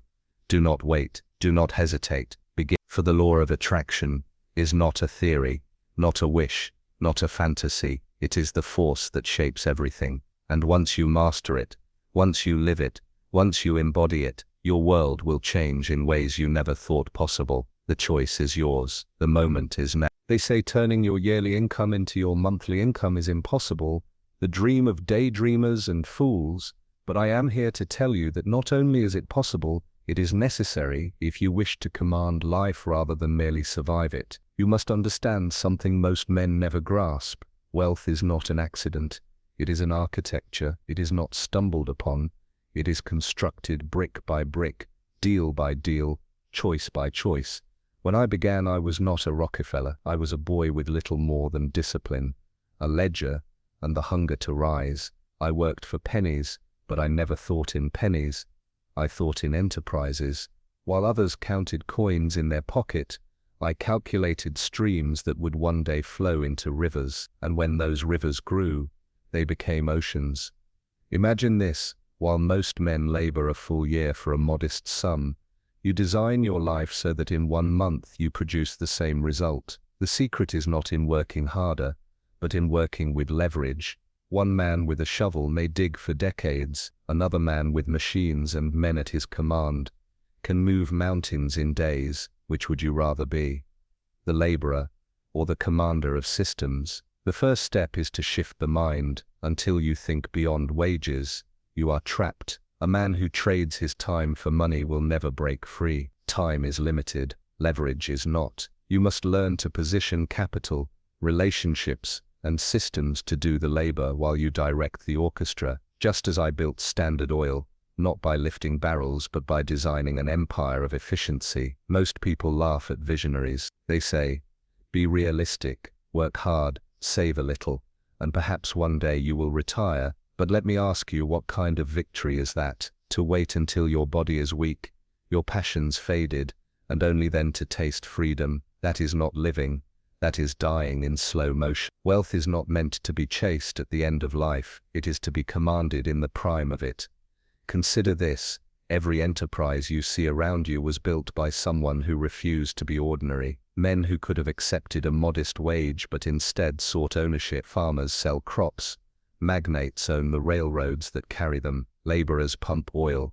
I built the pipelines that transported it. Understand this distinction, and you will unlock the path to multiplying your income. If you wish to transform your yearly income into your monthly income, you must begin by thinking like a capitalist, not a laborer. Ask yourself, what can I own? What can I control? Where can I build a system that works while I rest? Wealth comes not from being everywhere at once, but from placing yourself where money never stops moving. Do not be deceived by the noise of the world. People will tell you to be content, to be grateful, to live modestly, and yes, gratitude is a virtue, but complacency is a prison. You can give thanks for what you have while still reaching for more. In fact, to stop reaching is to dishonor the very potential you were given. The strongest men I knew were not those with the widest shoulders, but those with the clearest vision. They endured criticism, skepticism, and ridicule, but they pressed forward, guided by a quiet certainty that one day the world would bow to their persistence, and it did.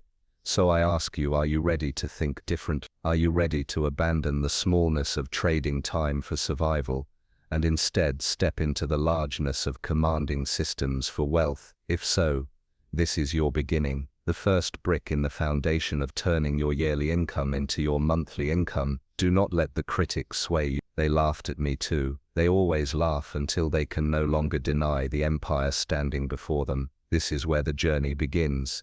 The mind must be lifted from the dust of wages to the air of ownership. Once you grasp this, the path reveals itself, because money is not the true wealth, control is. And when you control the flow of money, you will see what I saw, a life where 1 month surpasses what others bleed for in a year. ChatGPT said, most men believe that wealth is a matter of luck. They look at those who have risen and say, he was fortunate, he was in the right place at the right time. That is the language of the defeated. I tell you the truth.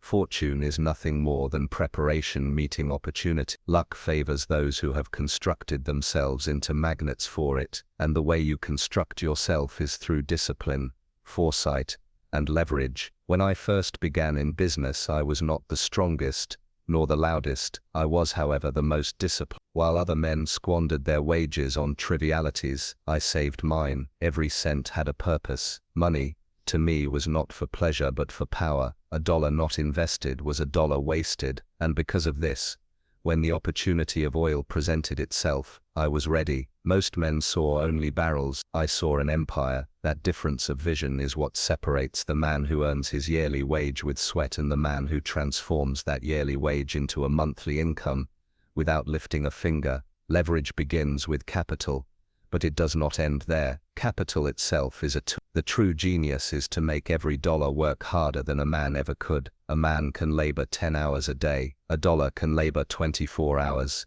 7 days a week if properly employed. Do you understand what this means? It means your money must never be idle. While you rest, it must work. While you dream, it must build. While you are silent, it must speak in the marketplace on your behalf. But money alone is not leverage. Systems are leverage. Think of the railroads. Before them, goods moved slowly, carried by wagons and horses. The man who sold his produce at market earned little, for the cost of transport was too high. But with railroads, a single shipment could cross states, cities, nations. That is leverage. The same produce, the same effort, multiplied in return because the system carrying it was greater. Ask yourself, what rails can you build in your life? What systems can carry your work farther than your own two hands ever could? Then there are men. People often speak of self-reliance as if it means doing everything alone. Nonsense. No empire is built by one man's hand. It is built by one man's vision, and the labor of thousands who believe in it or depend on it. I did not refine every barrel of oil myself. I did not hammer every nail into the pipelines. I directed, I orchestrated, I built a machine of men and methods that multiplied my reach. If you wish to earn in 1 month what others bleed for in 12, you must learn to lead men, to align them, to inspire or compel them toward the vision. Now let me speak of time. Time is the only true currency. Once spent, it is gone forever. The laborer trades his hours for coins and believes he has earned a living. But the truth is, he has sold the most precious thing he owns. I refused to make that trade. My hours I invested only in creating machines of wealth that would outlast me. Even in my absence, the oil flowed, the profits grew, the systems turned. That is why my income multiplied, while others dwindled with age. You must stop thinking of yourself as a worker of time, and begin seeing yourself as an architect of timeless systems. Most men fear risk. They cling to their wages as a drowning man clings to driftwood. But I tell you, security lies not in wages but in ownership. A wage can be taken away in an instant, but an enterprise once constructed outlives storms, recessions, even war. When I invested in refineries, people thought I was reckless. Oil was unstable, the markets uncertain, but I knew that while others feared, systems could be built. And when others hesitated, I advanced. The result was dominant. If you wish to grow beyond the yearly wage, you must accept that the price of greatness is risk, calculated and controlled, but risk nonetheless. Critics will mock you. They mocked me every step. They said I was too ambitious, too ruthless, too unrelenting. But notice this. The same critics bought my kerosene, rode my rail lines, and depended on the very empire they condemned. The world always resists the man who rises, until they can no longer deny the necessity of his vision. Do not let the noise of the small-minded drag you down to their level. Let your success silence them. Remember this always. Wealth is not about the money itself. It is about control. Control of your time, control of your choices, control of your destiny. A man who earns a yearly income must bow to circumstance, to employers, to the limits of his hours. A man who multiplies that income into a monthly flow bows to no one. His wealth bends the world to him.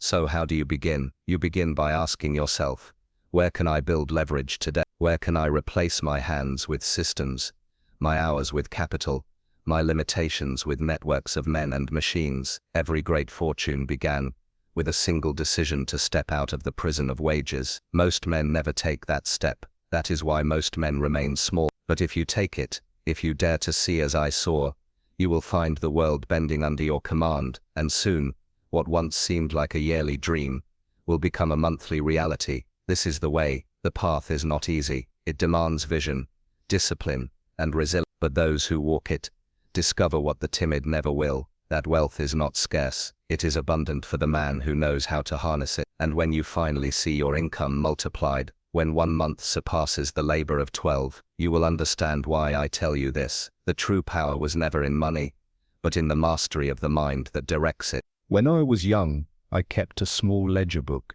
In it, I recorded every cent earned, every cent spent, every cent saved. Some laughed at me for being so meticulous, but I knew that the man who cannot manage a dollar will never manage a fortune. That little ledger was not about pennies, It was about principles. Principles that, when magnified, turned into millions. You cannot hope to turn your yearly income into your monthly income if you live without order, without discipline, without absolute clarity over the flow of money in and out of your hands. Most people live in chaos. They earn, they spend, they hope something is left. That is not wealth. That is gambling. The wealthy treat every cent as a soldier, and every soldier must have its marching orders. Some are sent to guard the fort, savings. Some are sent into battle, investments. Some are sent to expand territory, new ventures, and all of them are accounted for. I never allowed money to drift about aimlessly, and that is why my fortune grew while others squandered theirs. You must understand this. Wealth is mathematics multiplied by discipline. It is not magic. It is not mystery. If you wish to elevate your income from yearly to monthly, you must treat money as capital, not comfort. Ask yourself this: when a dollar enters your hand, does it remain to work for you, or does it vanish into indulgence? The poor man consumes, the rich man deploys, and over time, deployment conquers consumption. Now let us speak of compounding. Most people cannot see beyond the day, the week, the month, but the powerful see years, decades, lifetimes. A small sum, reinvested consistently, multiplies into mountains. This was the secret that built Standard Oil into a colossus. Every profit was not consumed, it was reinvested. Refineries built more refineries. Pipelines financed more pipelines. Profits generated new profits. It was a snowball that, once rolling, became unstoppable. That is the kind of mechanism you must construct if you wish to elevate your income to heights that seem impossible to ordinary men. There is another truth I must impress upon you. Details matter. The careless lose fortunes in small leagues. I negotiated ruthlessly, not because I was greedy, but because I understood that every wasted cent stolen from expansion. I watched expenses like a hawk, squeezed inefficiency from every corner, demanded order where others tolerated chaos. Some called me miserly. I called it mastery. And mastery is what you must develop if you wish to compress a year's worth of income into a single month. But do not mistake thrift for timidity. Many men save all their lives yet never grow rich. Why? Because they confuse hoarding with investing. They protect their pennies so tightly that they never allow them to multiply. I saved fiercely, but only to prepare for deployment. The soldier who never leaves the barracks will never conquer territory. You must know when to send your money into battle, when to risk it for greater gain. Without that boldness, your savings remain small, and small savings never built empires. Risk, of course, must be calculated. Never gamble, never speculate blindly. I studied markets. I analyzed opportunities. I moved with precision. The difference between a fool and a magnate is not that one risks and the other does not. It is that one risks with calculation and the other with impulse. If you wish to build wealth at a pace that seems unnatural, you must learn to think 3 moves ahead, as in each investment must serve a larger strategy, not just immediate gain. Consider the role of patience. Men are so desperate for quick victories that they sabotage themselves. They pluck the fruit before it ripens, sell the asset before it matures, abandon the plan before it compounds. Patience is a weapon. I endured years of criticism, years of slow building, years of relentless discipline, before the floodgates of wealth opened. Most men quit long before. That is why most men never see their yearly income grow into their monthly. The impatient are devoured by time. The patient command it. I also tell you this: your environment matters. Surround yourself with men of small thinking and your own thinking will shrink. Surround yourself with visionaries, and your ambition will expand. I sought out men who were brilliant in their craft: chemists, engineers, financiers. I built teams of minds sharper than my own, and bound them to my vision. Alone I could have only been a wealthy man. With them I built a dynasty. If you wish to accelerate your income, you must accelerate your associations. Who you stand beside determines how high you will rise. Let us not forget reputation. Your name is currency. In business, trust is leverage. I was relentless in ensuring my word was honored, my contracts fulfilled, my debts paid. Men knew that dealing with Rockefeller meant certainty, and certainty attracts capital. Capital attracts opportunity. Opportunity attracts empire. If your word is weak, your empire will crumble. If your word is iron, doors open before you even knock. Remember this: wealth is not sudden. It may appear sudden to outsiders, but beneath the surface lies years of invisible work, discipline, patience, reinvestment, strategy. By the time the fortune appears, the foundation has already been built, brick by brick, unseen by the world. Do not be deceived by appearances. The man who wishes to turn his yearly income into his monthly income must be willing to labor in silence until the structure is unshakable. So write it down: every cent, every expense, every plan.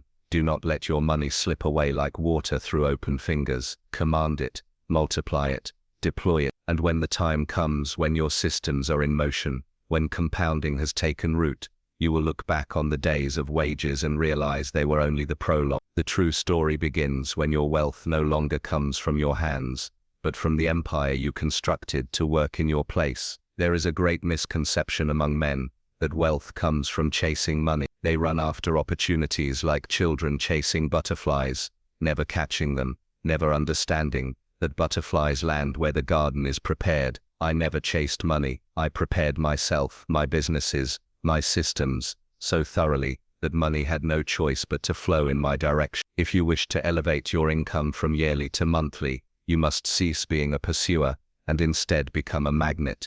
How does a man become a magnet for wealth? Through value. The world rewards not labor alone, but value delivered at scale. A laborer delivers value to one employee. A business owner delivers value to thousands, even millions. The scale is what transforms yearly wages into monthly streams. I did not become wealthy because I worked harder than others. I became wealthy because I provided light for entire cities, fuel for entire industry. The scale of value was immense, and therefore the scale of reward was immense. Look closely at your efforts. Are they confined to one set of hands, one set of hours, one narrow stream, or can they be multiplied, duplicated, expanded far beyond your present? If you bake a loaf of bread, you feed a family. If you own the ovens, the mills, and the distribution, you feed nations. And with each level of scale, your income multiplies. That is the difference between the man who earns modestly each year and the man who multiplies that sum each month. Another principle is efficiency. Many men attempt to grow by doing more,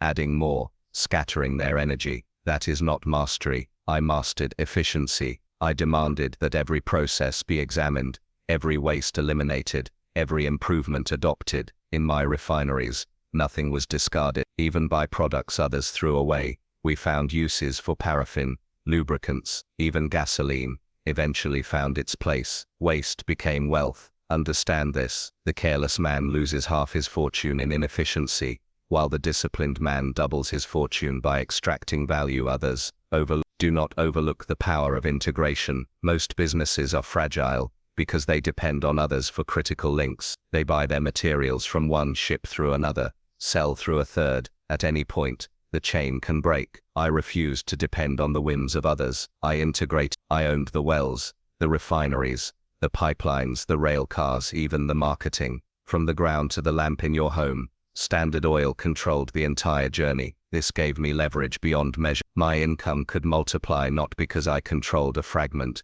but because I commanded the whole. If you seek to elevate your income, you must think the same. Where in your enterprise can you capture the entire chain? Where can you eliminate dependency and build dominant? Power also comes from positioning. Most men fight in crowded markets, competing on scraps. I sought positions where I could dominate. I avoided battles that drained resources, and instead secured ground that no one else could easily take. This is not mere business, it is war strategy. The general does not march blindly into combat. He studies terrain, secures supply lines, flanks his enemy. In wealth, the battlefield is markets, and the victors are those who position themselves before the masses even realize where the battle will be fought. If you wish to multiply income, you must not merely participate, you must position. Now I will speak of reputation again, but in another sense: authority. Authority makes men follow you, invest in you, and partner with you without hesitation. My authority did not come from boasting,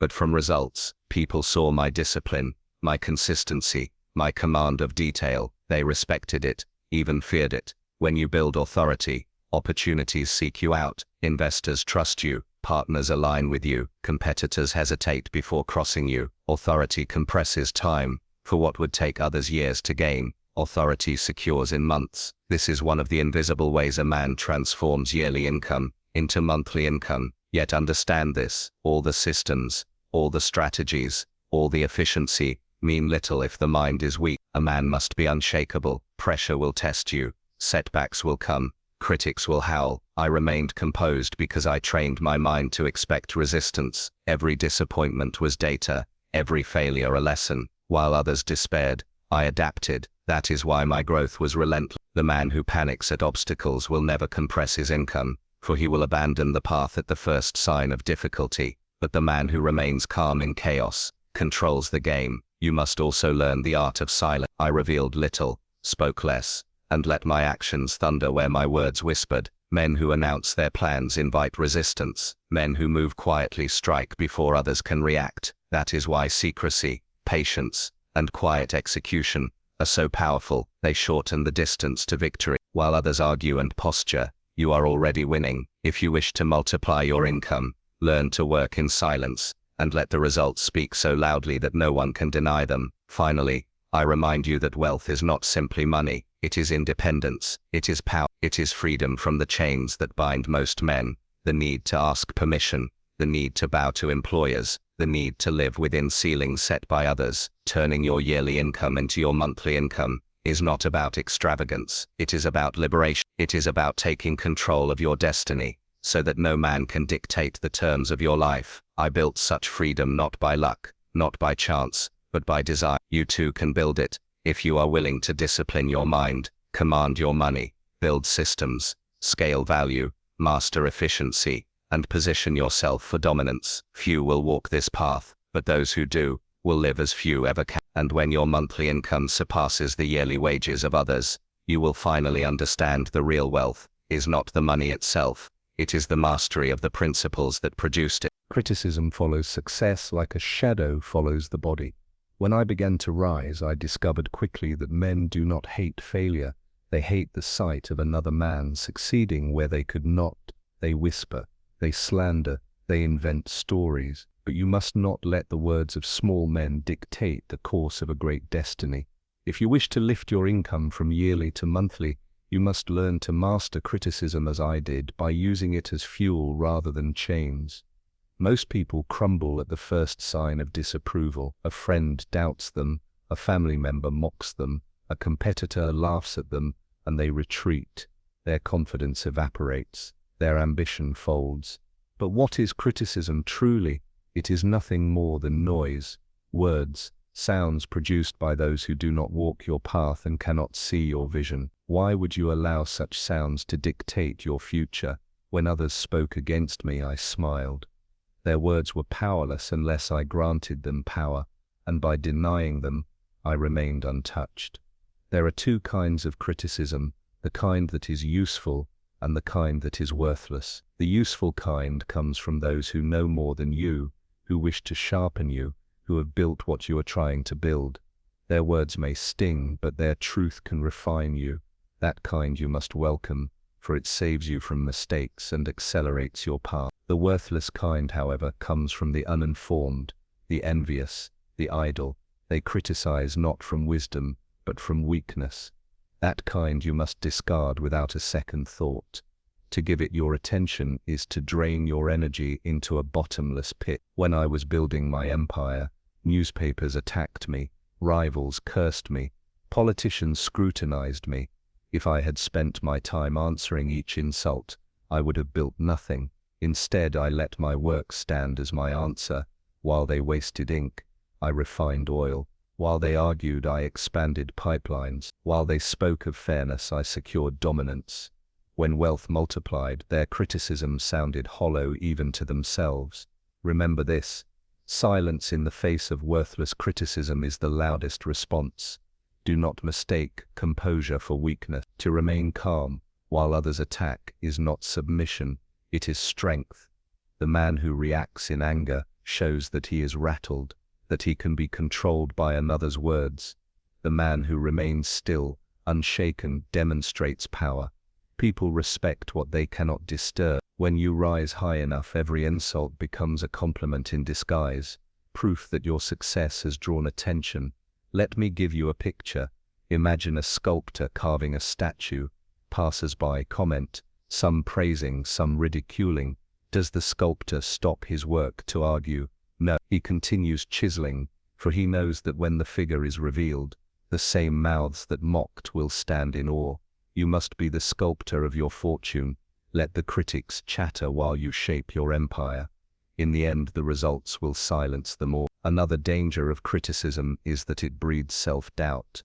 The voices outside begin to echo within. A man starts asking himself, what if they are right? What if I fail?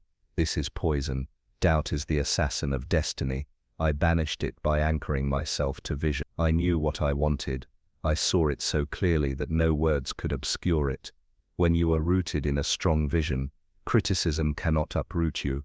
Build that vision so firmly in your mind that it becomes more real than the noise around you. Understand this too. If you are not criticized, you are not doing anything remarkable. The man who remains invisible, unambitious, unnoticed, he escapes criticism, but he also escapes greatness. Criticism is proof of movement. The louder it becomes, the higher you are climbing. Do not resent it. Wear it as a badge. When they speak against you, know you are on the right track. The world has never cheered unanimously for progress. Every innovator was ridiculed before he was revered. There is also opportunity in criticism. Sometimes your enemy reveals your weakness more clearly than your ally. I often learned from the attacks against me. A rival would point out an inefficiency, thinking to harm me, and I would quietly correct it, strengthening my position. This is the art, to listen without absorbing, to analyze without internalizing. Take what is useful, discard the rest, and move on stronger than before. But above all, never let the fear of criticism prevent action. Most men live in cages built not of iron but of opinion. They crave approval so much that they do nothing daring, nothing bold, nothing that might provoke judgment. In seeking to be liked, they guarantee they will remain small. I chose instead to be respected, and respect does not come from pleasing, it comes from achieving. Those who wish to multiply their income must abandon the childish need for universal approval. Think of this carefully. You want to turn a yearly income into a monthly one. Do you imagine you will accomplish that by following the path of the timid, by avoiding offense, by seeking applause? No, you will achieve it by pursuing greatness, so boldly that resistance is inevitable. Do not fear that resistance. Embrace it. It is the crucible that will forge your strength. When the voices rise against you, and they will remember that you are building something they cannot see, something greater than their imaginations can comprehend. Hold your composure, hold your focus, and let your work thunder where their words whisper. Critics fade, empires endure, and when your monthly income eclipses what they struggle for in a year, their criticism will seem like nothing more than the faint noise of insects in the night. Pressure is the great revealer. It strips away pretense and exposes the core of a man. Some collapse beneath it, others panic, many retreat, but a rare few remain steady, their composure unbroken, their minds clear while chaos rages. If you wish to transform your yearly income into your monthly income, you must learn to be among the rare few who thrive under pressure rather than break from it. You cannot avoid pressure. Growth invites it. Opportunity demands. Every time you stretch beyond the ordinary, you will encounter resistance, uncertainty, setbacks. The laborer believes he can escape this by staying small, by clinging to security, yet even he is tested. He fears dismissal, illness, changing markets. Pressure is universal. The difference lies in whether you face it prepared or unprepared. I chose preparation, and because of that, while others panicked, I advanced. Consider war. A seasoned general does not expect peace on the battlefield. He anticipates ambushes, supply shortages, losses. He rehearses them in his mind before they occur so that when they arrive, he is calm, deliberate, decisive. Business is no different. I expected obstacles, expected rivals, expected downturns. Because I prepared for them, they never surprised me. and a man who cannot be surprised cannot be shaken. That is how I endured storms that broke other empires. Calmness under pressure is not the absence of emotion, it is the mastery of it. The man who rages, who despairs, who lashes out, wastes his energy where it serves no purpose. I saved my strength for decision. Every moment of composure gave me an advantage, for while my rivals drowned in fear, I studied the field and moved with precision. It is in moments of crisis that the gap between men widens most. The timid retreat, the rash stumble, the calm ascend. Think of the oil market. Prices rose and fell like tides. Fortunes were made and lost overnight. Men cried out in despair when the market collapsed. I did not. I expanded. While others sold assets in fear, I bought them at a fraction of their worth. I welcomed the storm because I had trained myself not to fear it. That is why my empire grew when others dwindled. The man who can remain calm when wealth contracts will soon hold more wealth than anyone else. To train this composure, you must practice detachment. When events unfold, pause before react. Ask yourself, does this truly endanger me, or is it only a test of my patience? In most cases, the panic others feel is unnecessary. A delay, a setback, a harsh word, none of these can destroy you unless you allow them to. By withholding your immediate reaction, you give yourself the power of choice. You choose strategy over impulse, logic over chaos. Another practice is rehearsal. Imagine the worst before it comes. Picture failure, betrayal, market collapse. Feel the discomfort now in your mind, so that when it arrives in reality, it is no stranger to you. This is not pessimism, it is preparation. I often imagined losing everything, and because I rehearsed that loss, I never feared it. The man who fears nothing cannot be manipulated. He cannot be cornered. He always has room to maneuver. Pressure will test not only your patience but your stamina. It will ask, how long can you endure? Most men quit too soon. They misjudge time. They imagine challenges will vanish quickly, and when they persist, they surrender. But the man who endures longer gains the field by default. When others have exhausted themselves, he remains. That persistence is often the true difference between success and failure. My empire did not emerge in a day. It emerged because I refused to collapse in the long nights when others surrendered. There is also strategy in embracing pressure rather than resisting it. A river does not shatter rocks by force. It flows around them, persistent, unbothered, until the rocks themselves wear down. Pressure is the same. If you resist it, you grow exhausted. If you flow with it, you outlast it. Do not demand that life remove obstacles. Expect them, adapt to them, and move forward regardless. That is the discipline of the unshakable mind. When you master composure under pressure, people notice. In meetings, in negotiations, in crises, the man who remains calm becomes the anchor others cling to. His voice carries more weight because it is not rattled. His decisions are trusted because they are not clouded by fear. That authority multiplies influence, and influence multiplies opportunity. This is one of the unseen ways composure transforms income. While others lose months in panic, you move forward steadily, compressing years of progress into weeks. Do not think this is merely philosophy. It is a weapon. Imagine a negotiation where your opponent is desperate,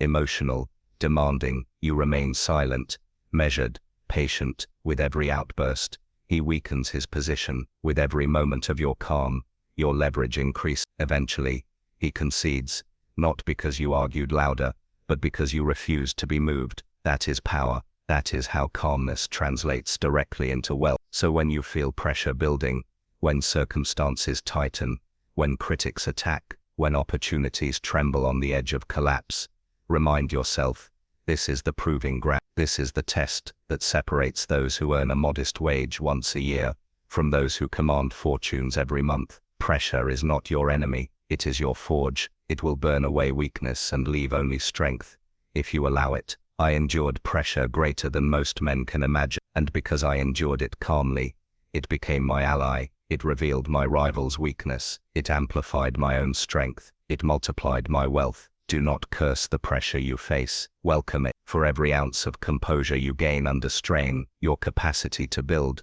to command, to multiply your fortune increases. And soon, you will discover what I discovered. Pressure is not the barrier to greatness. It is the Suffering comes most often not from what happens to a man, but from his refusal to accept it. We cling to outcomes, to expectations, to the belief that life must bend to our desires, and when it does not, we feel pain. Yet the truth is simple. Control is an illusion. You cannot dictate the tides. You cannot command the winds. What you can command is yourself.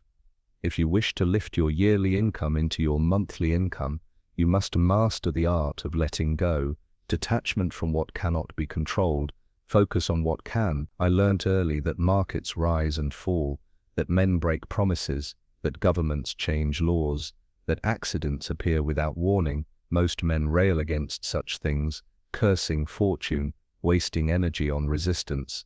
I did not. I accepted reality as it came. When oil prices collapsed, I did not weep. I asked, what can be done with this? When a rival undercut me, I did not rage. I studied him, adapted, positioned myself anew. Detachment freed me to move forward when others were paralyzed. Imagine a river. It does not demand that rocks move aside for its passage. It flows around them, over them, patient, persistent, unstoppable. That is how you must live. You cannot command every obstacle to vanish, but you can decide not to be halted by them. The man who insists life obey his every wish becomes fragile. The man who flows with reality becomes indestructible.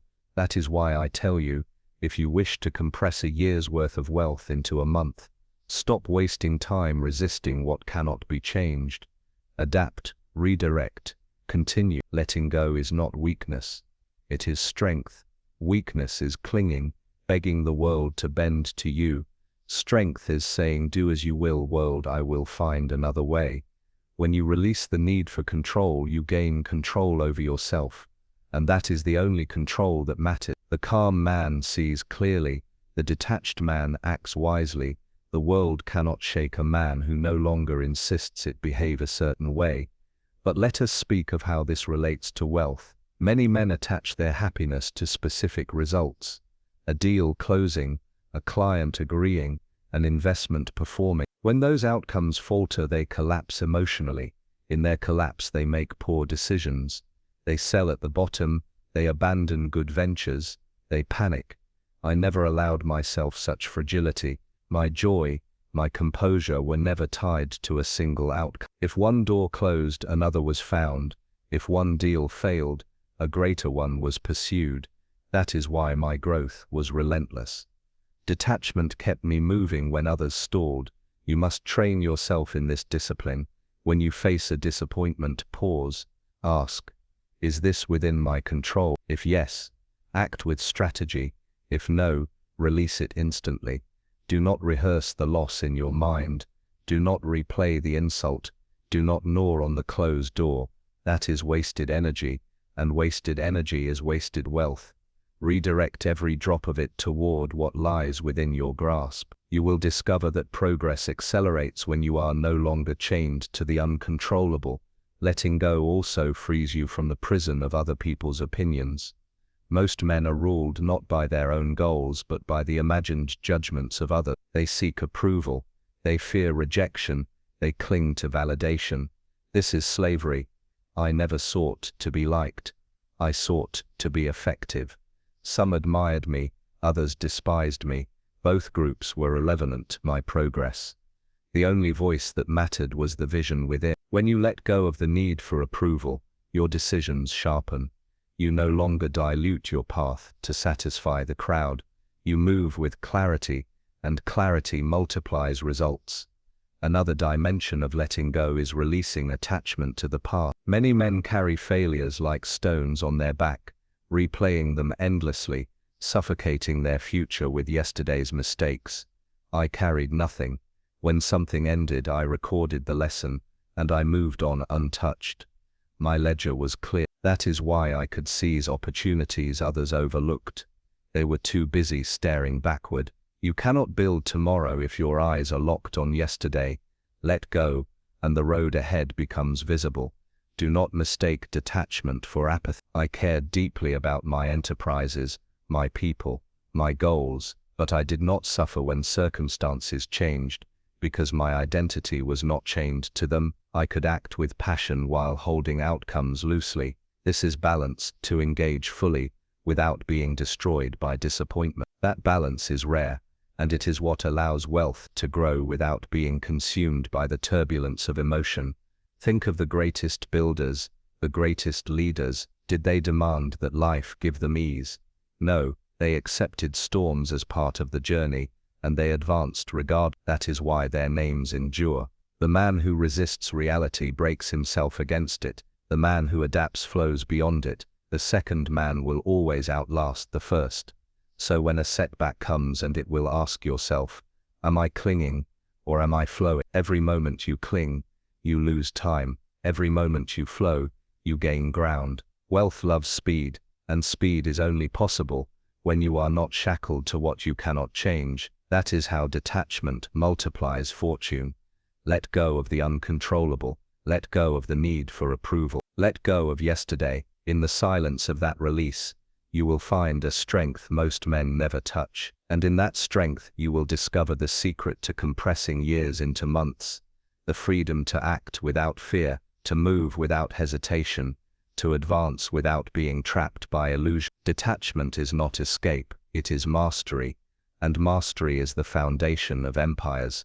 Noise is the language of the ordinary. Men chatter endlessly, boasting of their plans, defending their choices, filling the air with words that mean little and achieve nothing. I learned early that silence is not emptiness. It is strategy. Silence unsettles. Silence conceals. Silence shifts power into your hands. If you wish to elevate your income so that what others labor a year to earn becomes your monthly flow, you must master the art of silence. When I entered negotiations, I rarely spoke first. I listened. I observed. I let others reveal themselves, their anxieties, their weaknesses, their desperation. Most men cannot endure silence. It burns them. They rush to fill it with concessions, explanations, bargains. I let them talk until their own words betrayed them. Then when I finally spoke, it was deliberate, precise and final. This is how silence multiplies power.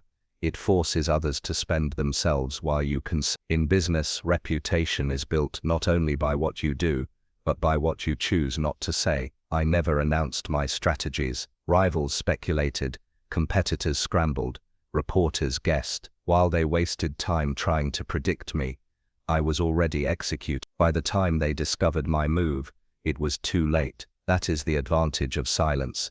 It makes you unpredictable, and unpredictability is a fortress. The man who reveals everything invites attack. The man who reveals nothing strikes from the shadows. Even in conflict, silence is a weapon. When accused, I rarely defended myself publicly. I let critics exhaust themselves shouting into the wind, while I remained unmoved. Their voices lost power, because they were never answered. In time, the results spoke louder than any argument could. Critics fade.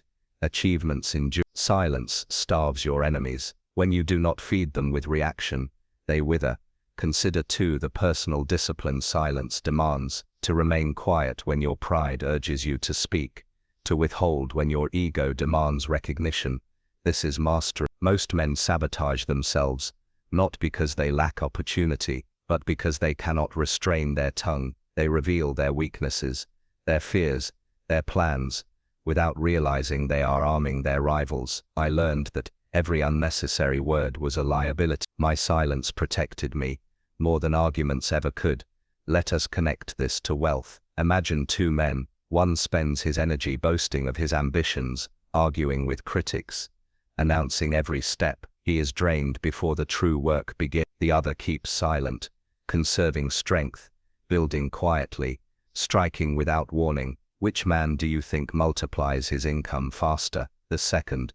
Always. Wealth grows in shadows, nourished by patience and secrecy. By the time it is visible, it is already too strong to be opposed. Silence also sharpens perception. When you are not busy speaking, you notice, you see the flicker of doubt in a rival's eye, the hesitation in a partner's voice, the eagerness in a buyer's tone. These details are invisible to the talker, but obvious to the listener. And in those details lies advantage. I won battles before they began simply because I noticed what others did not, and I noticed because I was silent.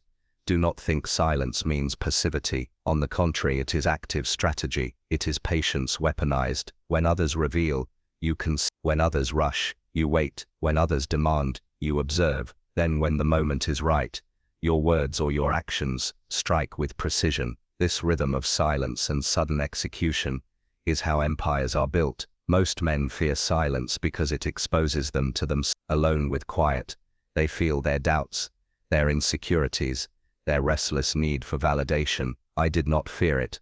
I embraced it. Silence gave me clarity. It allowed me to think deeply, to see connections invisible in the noise of chatter. That clarity was worth more than any applause. If you wish to ascend, you must learn to be comfortable in silence, to let it sharpen your mind until your thoughts cut sharper than any sword. There is a saying, the loudest in the room is the weakest. I found it true. Loudness is often a mask for insecurity, a desperate attempt to convince others or oneself of strength. Real power is quiet. Real confidence does not announce itself.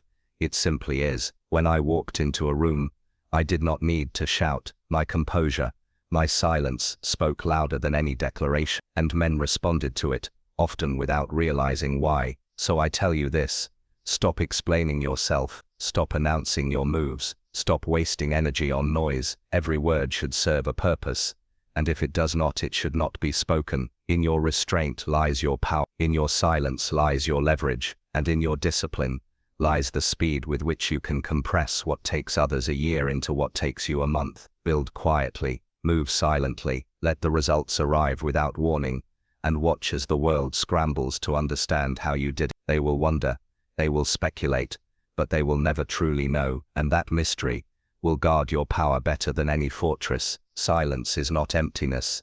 It is the deepest form of strength. Master it, and you master not only your fortune, but your... The mind is the true battlefield. Before a man can build wealth, before he can multiply his income, he must first conquer himself. I have seen strong bodies crumble, clever men fail, talented men squander their gifts, all because their minds were undisciplined. If you wish to elevate your yearly income into your monthly income, you must train your mind as a warrior trains his sword, daily, deliberately, until it becomes unbreakable. Most people are slaves to their thoughts. A moment of doubt enters, and they retreat. A whisper of fear arises, and they freeze.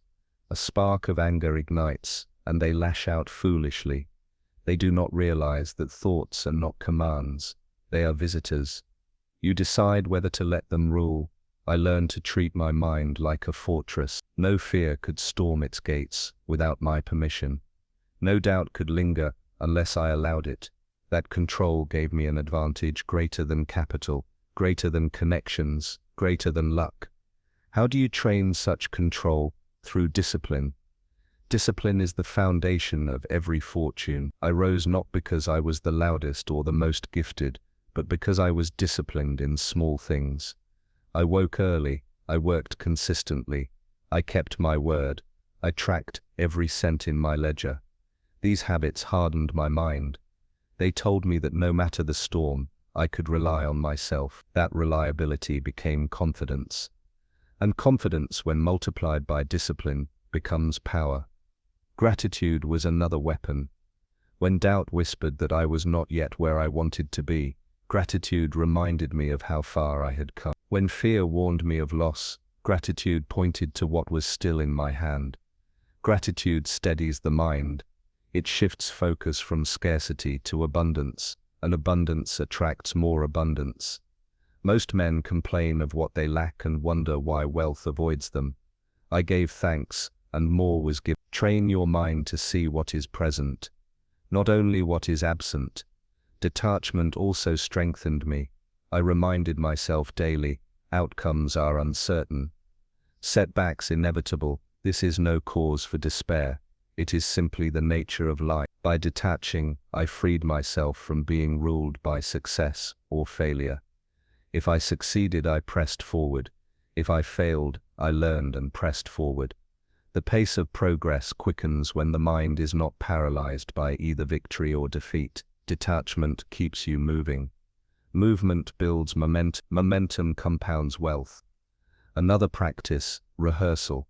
I rehearsed difficulties before they came. I imagined crises, betrayals, collapses. I asked, what will I do if this happens? And I prepared my response. So when it did happen, I did not waste time in shock. My mind was ready. This habit gave me calm when others panicked.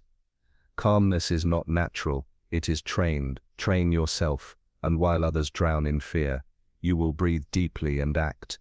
Reading also fortified me. I consumed knowledge, histories, philosophies. I studied markets, studied men, studied the past. Knowledge expands vision. The ignorant man is bound by what he sees. The knowledgeable man sees beyond the horizon. And when you can see farther, you can move sooner. This too is how you multiply income, by positioning before the masses arrive. Your mind must be filled, not with noise but with wisdom. Understand this clearly. The mind is like a muscle. It grows not in comfort but in resistance. Each time you resist fear, you strengthen courage. Each time you resist anger, you strengthen composure. Each time you resist laziness, you strengthen discipline. Most men avoid resistance. I sought it, I welcomed it, for I knew that each act of mental resistance forged an unshakable core, and with that core, no storm could topple me.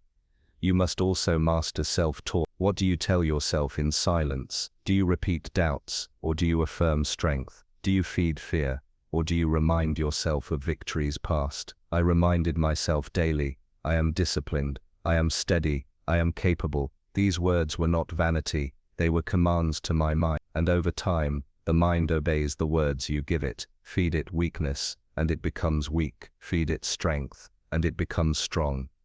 The greatest wealth is inner calm. Without it, money destroys men. With it, money multiplies. You cannot hope to handle fortunes if you panic at setbacks, if you despair at criticism, if you collapse under stress. But if your mind is trained, grateful, disciplined, detached, fortified, you can handle rivers of wealth with the same composure as drops of it. That is why I tell you, before you command money, command your mind. So begin now. Rise earlier than you wish. Hold your silence when you wish to speak. Push forward when you wish to quit. Write down your goals daily. Thank the world for what you already have. Visualize yourself calm in storms. Study relentlessly. Resist comfort. Each small act seems insignificant, but together they forge steel. And when the mind is steel, fortune bends to it. One day, others will marvel at your calm, your confidence, your composure. They will ask how you remain unbothered when storms rage. You will know the answer, because you trained for this, because you built your mind before you built your fortune, and because of that, you now live what others thought impossible. A life where 1 month brings what once took a year. The unshakable mind makes the impossible inevitable. Real power does not march through the streets with banners and noise. Real power does not beg for recognition, does not cry out for applause, does not explain itself to the world. Real power moves quietly, strategically, and only reveals itself when the results are undeniable. If you wish to multiply your income until 1 month surpasses what others strain for in a year, you must learn this final lesson. Mastery lies in moving in silence. I never announced my plans. Rivals speculated endlessly. Journalists tried to pry. Competitors watched every move, but they saw only fragments, never the whole design. By the time they understood what I had built, it was already too late. Standard Oil was not declared into existence. It was constructed, piece by piece, silently, relentlessly, until its presence was unavoidable. That is how you must build your fortune. Without noise, without fanfare, without the vanity of showing the world what you are about to do. Consider what happens when a man announces his intentions. He invites doubt, he invites resistance, he gives his rivals time to prepare. Worse still, he begins to feel satisfied with the applause of promises rather than the substance of results. Many men waste their ambition on talk. They gain a moment's admiration, but never create lasting achievement. Talk exhausts energy. Execution creates empires. That is why I withheld my words and focused my strength on action. Silence is not inaction. It is the mask beneath which your work grows. While others are busy seeking attention, you are busy laying foundations. While they postulate, you acquire. While they explain, you execute. And when the time comes, when the structure has risen, the markets have shifted, the income has multiplied, your silence will break not with noise but with undeniable dominance. That is the language of power, results. Ask yourself this: why do you feel the urge to announce your plans? It is vanity, the hunger for recognition, the fear of being unseen. Strip yourself of that weakness. You need no recognition, you need no permission, you need only results. When I withheld my intentions, men underestimated me. They thought me quiet, timid, perhaps even unremarkable. But in my silence I gained the greatest advantage of all: time. Time to move unseen, time to position, time to prepare, and when my strike came, it was overwhelming. This principle applies to wealth as much as to war. The man who boasts of his investments invites scrutiny and envy. The man who quietly compounds his capital grows unnoticed until his position is unassailable. The man who brags of future success rarely achieves it. The man who builds quietly achieves beyond the imagination of those who mocked his silence. Silence multiplies effectiveness because it removes distraction. When you do not explain yourself, you waste nothing. All of your energy flows into execution. Understand too the psychological force of silence. It creates mystery. Men fear what they cannot read. Rivals stumble trying to predict what they cannot see. Partners respect what they cannot easily define. Silence makes you an enigma, and in that enigma lies power. When others are busy reacting to appearances, you are busy directing reality. When they try to guess your next move, you are already 3 steps ahead. I tell you again, the loudest men are rarely the most powerful. They are performers, seeking validation. The truly powerful are often invisible until the moment of triumph. Do not confuse attention with strength. Attention is fleeting. Strength endures. Build strength and attention will follow without your effort, and when it does, it will be the right kind of attention, the kind that bows before results it cannot deny. Think of the tree. It grows quietly beneath the soil, unseen, its roots spreading deep, no one notices. But one day it towers above all, unmovable, undeniable. Did it need to announce its growth? No, it simply grew. So it must be with your fortune. Build beneath the surface, quietly, steadily, until what you have created cannot be ignored. By then it will be too late for anyone to oppose you. When I walked into rooms, I did not speak much. But when I did, men listened. Why? Because silence gave weight to my words. If you speak constantly, your words become cheap. If you reserve them, each sentence carries force. This is another form of moving in silence, not only in action, but in speech. Choose your words with precision. Let your silence speak until the moment arrives when your voice is needed. Then let it strike like iron. In your pursuit of wealth, discipline your tongue, discipline your pride. Build your empire with your hands, not your voice. Let your results stand as your argument, your defense, your announcement. The world will always chatter. Let it You must be above it. Moving quietly, moving deliberately, until your success overshadows their noise, and when at last your income multiplies, when your monthly gain surpasses what once seemed the labor of a year, you will understand why I teach this. It was not talk that brought me here, it was silence. Silence filled with planning, with work, with execution, and now you too know the truth. The most powerful move is often no move at all until the perfect moment arrives. Then when you act, the world cannot resist. So do not boast, do not announce, do not waste your strength proving yourself to those unworthy of your vision. Move quietly, build relentlessly, strike decisively, and let your empire speak for you. For in the end words fade, critics vanish, applause dies, but results remain. That is true power. That is how you turn a yearly income into a monthly one, and that is how you master, not only wealth, but life itself. Every great transformation begins with a single decision, a shift so profound that it alters the course of your entire life. For John D. Rockefeller, the man who rose from humble beginnings to become the wealthiest individual of his era, that shift was not luck, not circumstance, not even talent. It was mindset. The way he thought, the way he approached obstacles, and the way he interpreted setbacks shaped a destiny that seemed impossible for someone born into scarcity. His story is not just about wealth, it's about the mental frameworks that allowed him to dominate in a world of uncertainty. And when you understand this mindset, you realize that success is not about resources, but about resourcefulness. Not about conditions, but about control. The secret is in how you think. Most people live as if life is happening to them. They react to setbacks, they complain about lack of opportunity, they crumble when circumstances don't go their way. Rockefeller thought differently. He believed that every challenge concealed within it an advantage, that every downturn was simply the soil in which fortune was planted. Imagine a world where instead of being rattled by problems, you are energized by them, where obstacles don't signal defeat, but direction. This is the shift that changes everything. The ordinary mind sees problems. The extraordinary mind sees possibilities. Rockefeller trained himself to be extraordinary. Picture a boy not born into wealth but into hardship, his father absent, his mother stretched thin, money scarce. By all appearances, he was destined for an average life, maybe worse. But here's the difference. While others around him accepted limitation as fate, Rockefeller asked himself a different question. How do I turn limitation into leverage? While others saw scarcity as a prison, he saw it as training.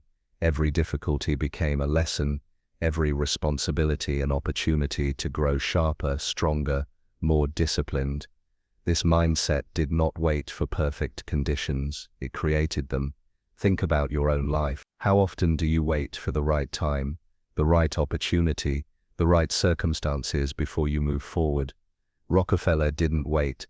He began with what he had, where he was, and most importantly, with the mind he chose to cultivate. When you realize that the world doesn't owe you ease, that obstacles are not roadblocks but stepping stones, you step into the same mental arena that the greatest achievers in history occupied. The truth is, life will test you. It will hand you setbacks, disappointments, and losses. But those tests are not punishments. They are invitations to develop the one thing that matters most: resilience. And resilience, when paired with vision, becomes unstoppable. What made Rockefeller different was not that he avoided chaos, but that he thrived in it. At a time when the American economy was uncertain, when industries rose and collapsed overnight, he trained his mind not to panic, but to calculate. Where others saw disaster, he saw patterns. Where others lost everything, he built an empire. Why? Because he had mastered the shift from emotional reaction to strategic response. Imagine being the calmest person in the storm, the one who doesn't fold when the world shakes, the one who can look at the same disaster as everyone else and find the seed of opportunity hidden in plain sight. That is not luck, that is mindset. You see, the world will always give you reasons to doubt yourself. People will criticize you, circumstances will scare you, failures will tempt you to quit. But the strongest individuals, the Rockefellers, the leaders, the visionaries, don't crumble under those pressures. They expect them, they prepare for them, and they train their minds to turn every negative into fuel. This is the first step toward the mindset shift that changes everything. Stop letting problems define you and start letting them refine you. Don't ask, why me? Ask, what is this teaching me? Where is the advantage hidden inside this challenge? The ordinary person spends their life trying to avoid discomfort. Rockefeller leaned into it. He saw discomfort as proof that he was on the path of growth. He embraced responsibility at a young age, mastered the discipline of keeping records, built habits of precision and order. These habits weren't glamorous, but they laid the foundation for a mind that could handle enormous complexity without breaking. If you want to transform your life, start with this truth. The small disciplines you adopt today shape the massive opportunities you can seize tomorrow. The seed of greatness is planted in the soil of consistency. Now imagine this. Two people face the same setback. One collapses, gives up, convinces themselves the world is unfair. The other, like Rockefeller, analyzes, adapts and keeps moving forward. Both encounter the same reality, but their interpretations create entirely different futures. That is the power of mindset. You cannot always control what happens to you, but you can control the meaning you assign to it, and meaning determines destiny. Rockefeller did not have better luck than others. He had a better interpretation of reality, and because of that, he built a reality others could not even imagine.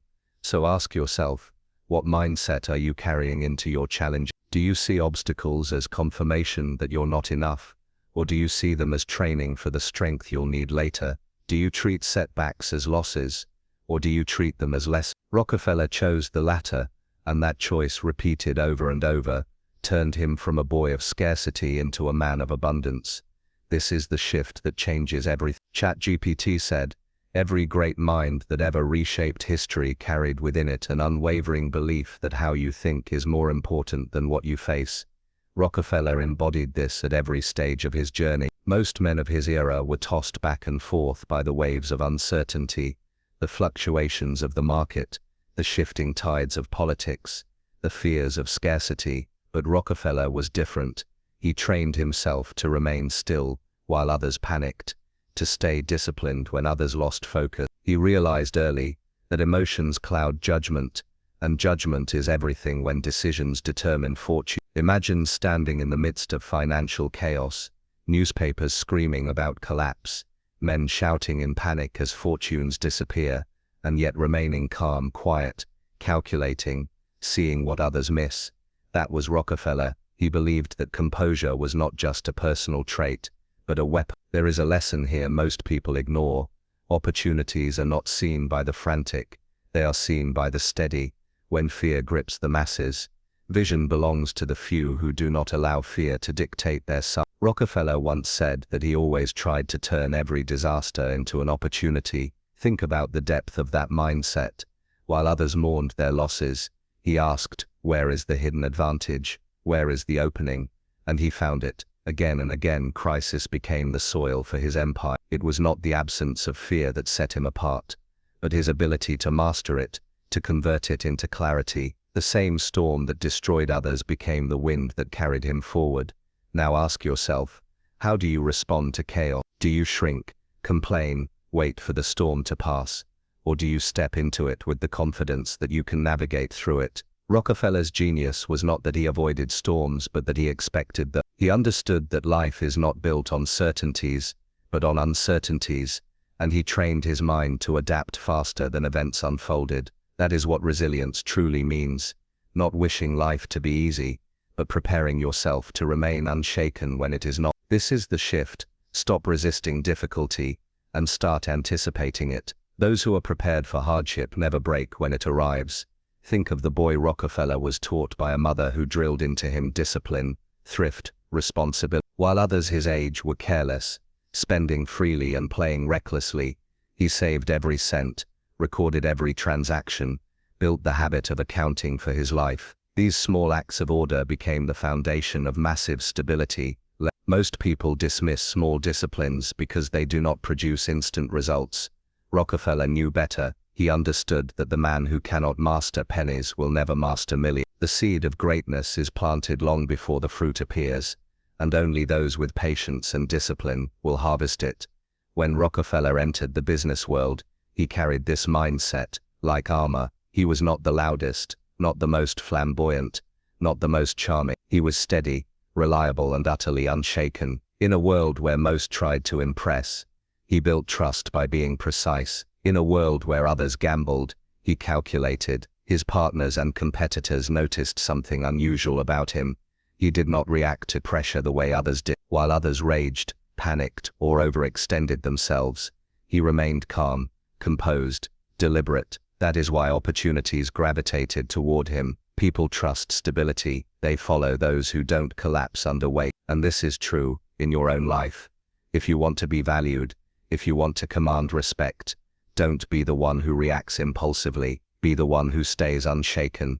Imagine for a moment a negotiation. Two men sit across from each other. One is nervous, desperate, quick to speak, quick to reveal his intentions. The other, calm, quiet, patient, Which one has the advantage? Always the one who waits, always the one who lets the other man reveal himself. Rockefeller mastered this principle. He used silence as power, patience as leverage. He could outwait anyone, because he was not ruled by restlessness. This is another dimension of the mindset shift.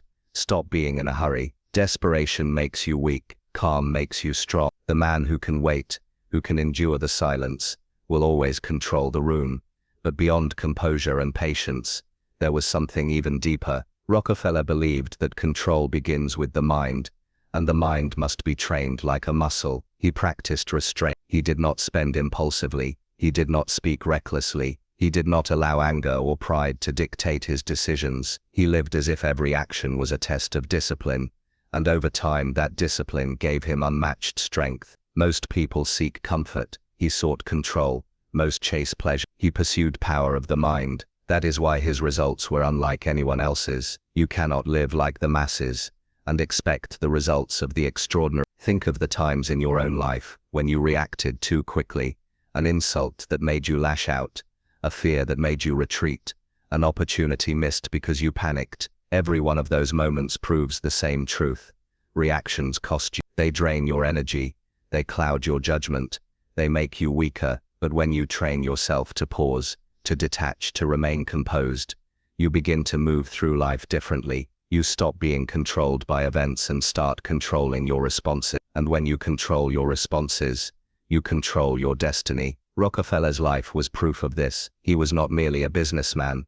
He was a master of his own mind. The beauty of this shift is that it does not require wealth, education, or privilege. It requires choice. The choice to remain calm when others panic, the choice to save when others spend, the choice to prepare when others procrastinate, the choice to stay silent when others shout. These choices, repeated daily, transform ordinary men into extraordinary forces. Rockefeller chose them, and the world bent around his discipline. You can choose them too. That is the true legacy of his mindset. It is not locked in history. It is available to anyone willing to train their mind as he did. The question is, will you continue living at the mercy of your emotions, or will you master them and step into the calm power that commands respect, builds empires, and shapes history? The decision, as it always was, is yours. In a world filled with noise, Rockefeller discovered that silence was his greatest weapon. Most men of his era were desperate to be heard. They filled the air with boasts, promises, arguments and justifications, trying to prove themselves in boardrooms and on trading floors. But Rockefeller rarely wasted words. He understood a timeless truth: the one who speaks the least often holds the most control. His silence was not absence, it was presence. It forced others to reveal themselves, to wonder what he was thinking, to question their own assumptions, and in that gap of uncertainty, Rockefeller gained leverage. Silence turned him into a mystery, and mystery turned into power. Think of how people react when you remain quiet in a conversation. They begin to fill the space, to explain more than they intended, to expose their insecurities, their true motives, their weaknesses. This was Rockefeller's advantage. He listened while others spoke themselves into weakness. He observed while others revealed their strategies. He rarely gave away more than necessary. And when he finally spoke, his words carried weight because they were so rare. The world learned that if Rockefeller said something, it mattered. That restraint gave him authority no loudness could ever create. Most people are uncomfortable with silence. They rush to fill it with chatter, explanations, excuses. This weakness exposes them. Rockefeller embraced silence. He could sit in a negotiation, calm and composed, while the other side unraveled under the weight of their own impatience. They would speak more, offer more, compromise more, simply to escape the discomfort of his stillness. He didn't need to argue to win. His silence won for him. Imagine the power of being able to hold silence without fear. It makes you immovable. It makes others bend toward you. Rockefeller mastered this art, and it gave him dominance in every room. But silence was more than a tactic for him. It was a discipline. By choosing silence, he conserved his energy. He did not waste it on meaningless debates, on defending himself from petty accusations, on chasing validation through words. He reserved his speech for action, for strategy, for decisions that mattered. This made him efficient, focused, unstoppable. Words are energy, and those who scatter them recklessly weaken themselves. Rockefeller hoarded his words like he hoarded his resources, strategically, deliberately, only spending when it multiplied his power. Ask yourself, how often do you speak just to be heard? How often do you defend yourself unnecessarily, argue over trivialities, explain your plans to people who neither support nor understand them? Every word spent on proving yourself is energy wasted. Rockefeller did not need to prove, he needed only to execute. His silence kept him focused on the goal, instead of distracted by noise. That is a principle you can apply immediately.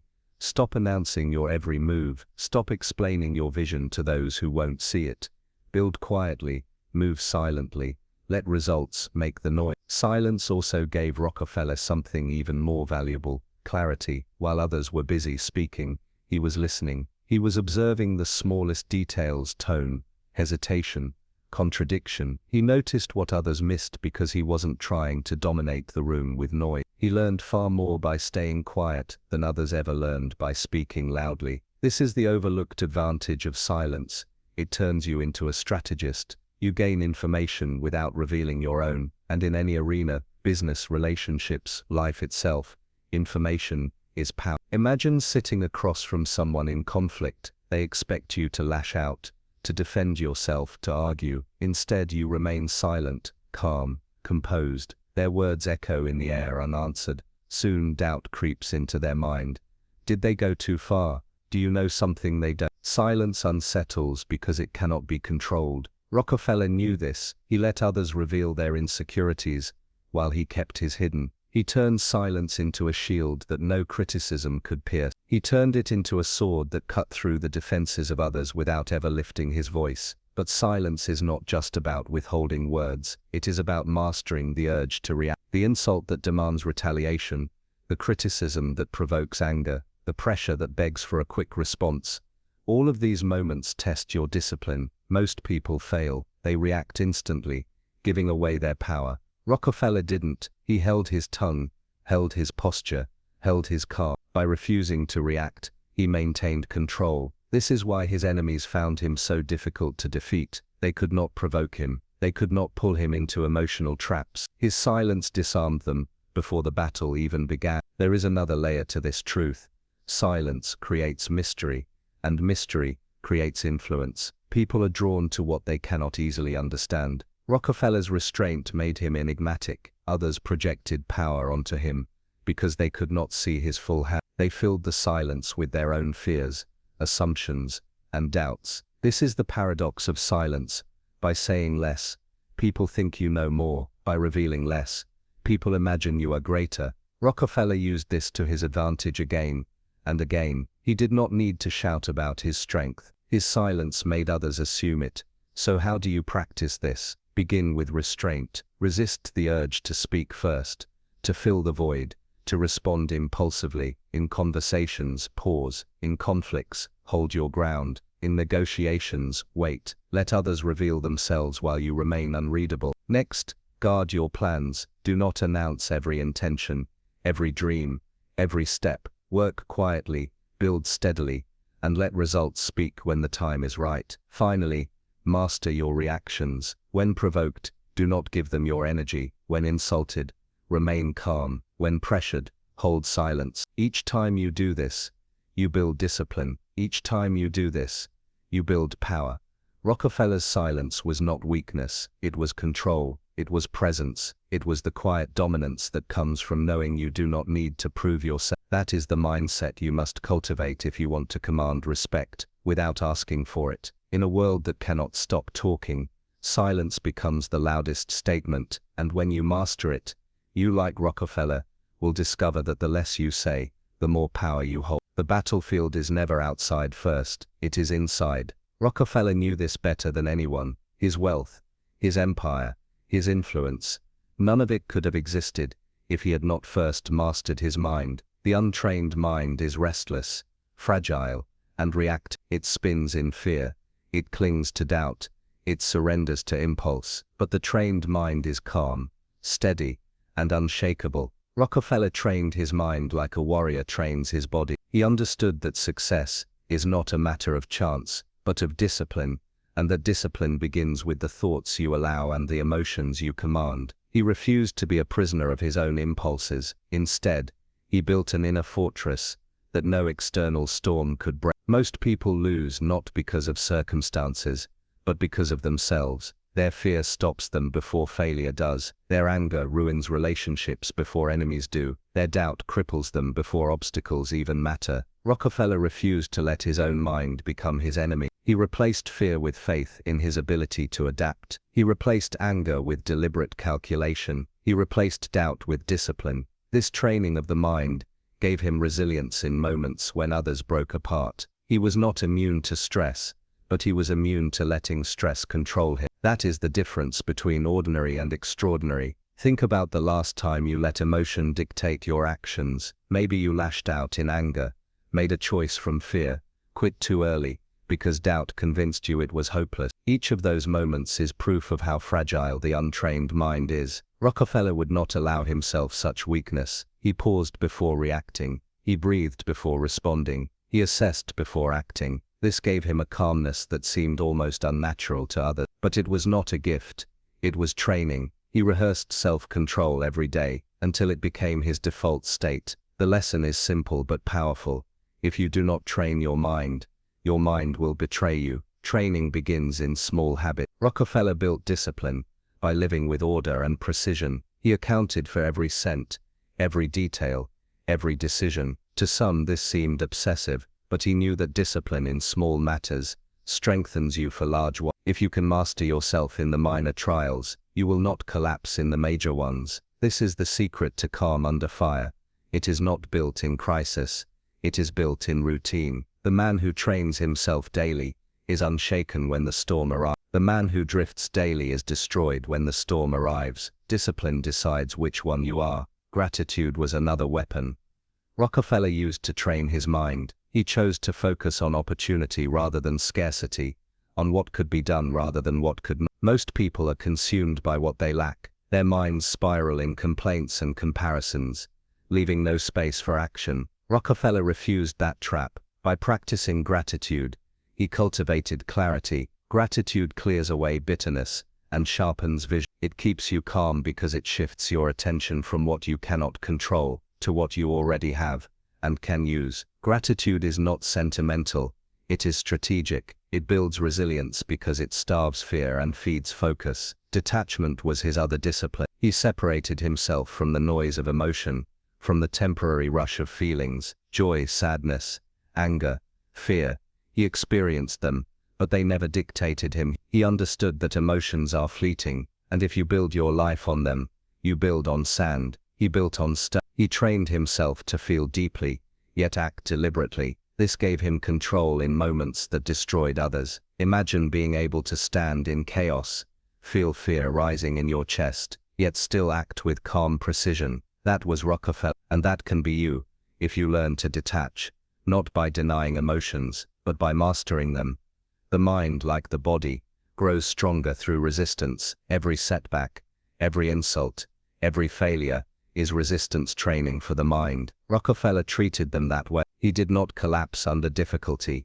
He used difficulty to become tougher. This is why crises elevated him, instead of destroying him. He trained himself to see every challenge as practice, and because he treated every challenge as practice, he became invincible in the real battle. The truth is, life will test you whether you are ready or not. The question is, will you use the test to grow, or will you let it break you? Rockefeller chose growth, again and again.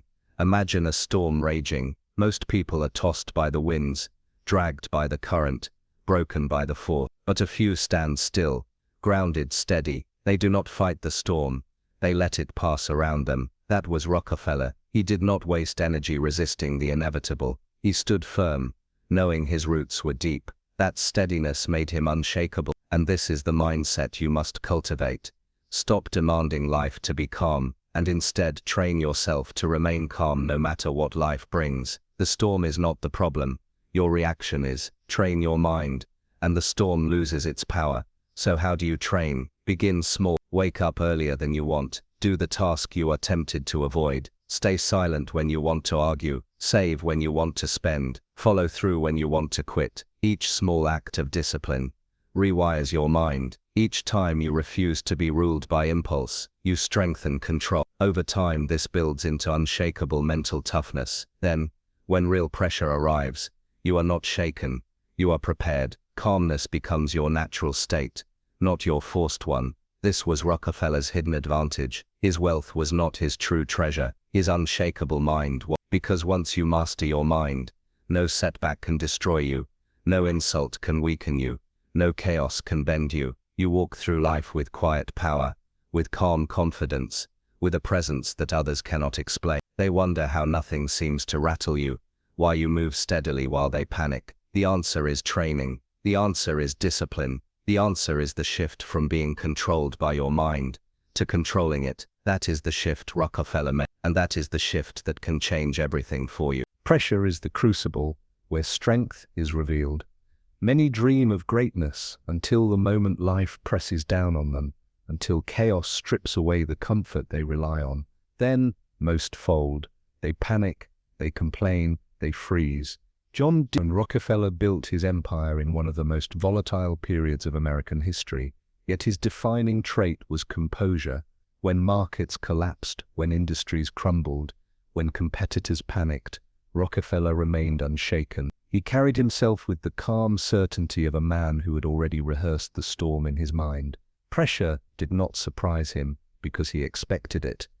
This was his advantage. Where others resisted reality, he prepared for it, and when reality struck, he stood tall while the rest scattered. Think of what happens when pressure arrives in your own life.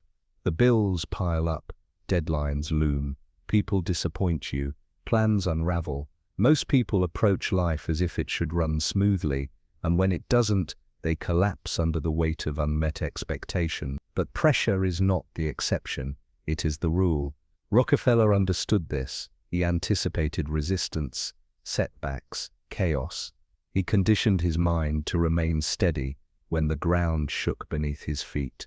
That conditioning gave him dominance. The man who does not panic under pressure becomes the one others look to for leadership, for direction, for strength. Calmness in chaos is power, and Rockefeller wielded it flawlessly. Picture a battlefield where soldiers are scrambling, shouting, losing control. In the center stands one commander, silent, composed, issuing clear instructions. Who holds the power in that moment? Not the loudest, not the most frantic, but the one who remains calm. Rockefeller was that commander in the battlefield of business. His silence in chaos unnerved competitors and inspired confidence in allies. His refusal to be rattled made him unbreakable. This is a principle you must adopt if you want influence, if you want respect. Train yourself to stay calm when others lose themselves. Pressure does not create weakness, it reveals it. And when you respond with calm, you reveal strength few can match. Why do most crumble under pressure? Because they resist it. They expect life to follow their plan, and when it doesn't, they fight reality itself. But Rockefeller accepted reality. He knew control over events was limited, but control over his response was absolute. That shift in perspective made him unstoppable. When competitors lost everything in downturns, he used those downturns to expand.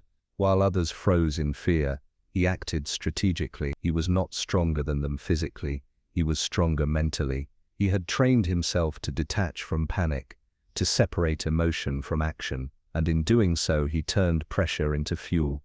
Ask yourself, when life tests you, do you see it as punishment or as preparation? The untrained mind panics, but the disciplined mind calculates. The storm is the same for everyone, but the response determines the outcome. Rockefeller's empire grew in storms because he trained himself to remain steady when others broke. That is the lesson. Train for adversity before it arrives. Expect resistance. Anticipate setbacks. Prepare your mind for uncertainty, so when it comes you are not surprised, you are ready. Composure under pressure begins in small moments. Rockefeller did not wake up one day immune to chaos. He built that resilience through daily discipline. Every cent he saved, every record he kept, every decision he analyzed, sharpened his ability to think clearly under stress. Discipline in small things builds strength for big things. If you want to remain calm in major crises, start by mastering yourself in minor inconvenience. The long line at the store, the delayed response, the unexpected change in plans. These are opportunities to train composure. Most waste them by reacting emotionally. Rockefeller used every moment as practice, and when true storms came, he was unmovable. Consider this: people follow strength they cannot explain. When everyone else is panicking and one man remains calm, he becomes magnetic. His presence commands trust. That was Rockefeller. His calmness under pressure gave him authority without words. The same can be true for you. If you learn to control yourself when others cannot, you become the anchor in every room, the one people rely on, the one people respect. Calm is not weakness, it is dominance. The ability to remain unmoved while others collapse is a signal of mastery. The world is not going to hand you peace, it is going to hand you problems. Rockefeller did not build peace by escaping problems, he built peace by mastering himself within them. He treated pressure as inevitable, not optional, and because of that, he was never surprised by it. Imagine if you adopted that same mindset. No more panic when things go wrong, no more complaining when life gets hard. Instead, calm acceptance, strategic response, and steady execution. The storms would no longer break you, they would elevate you. This is the shift you must embrace.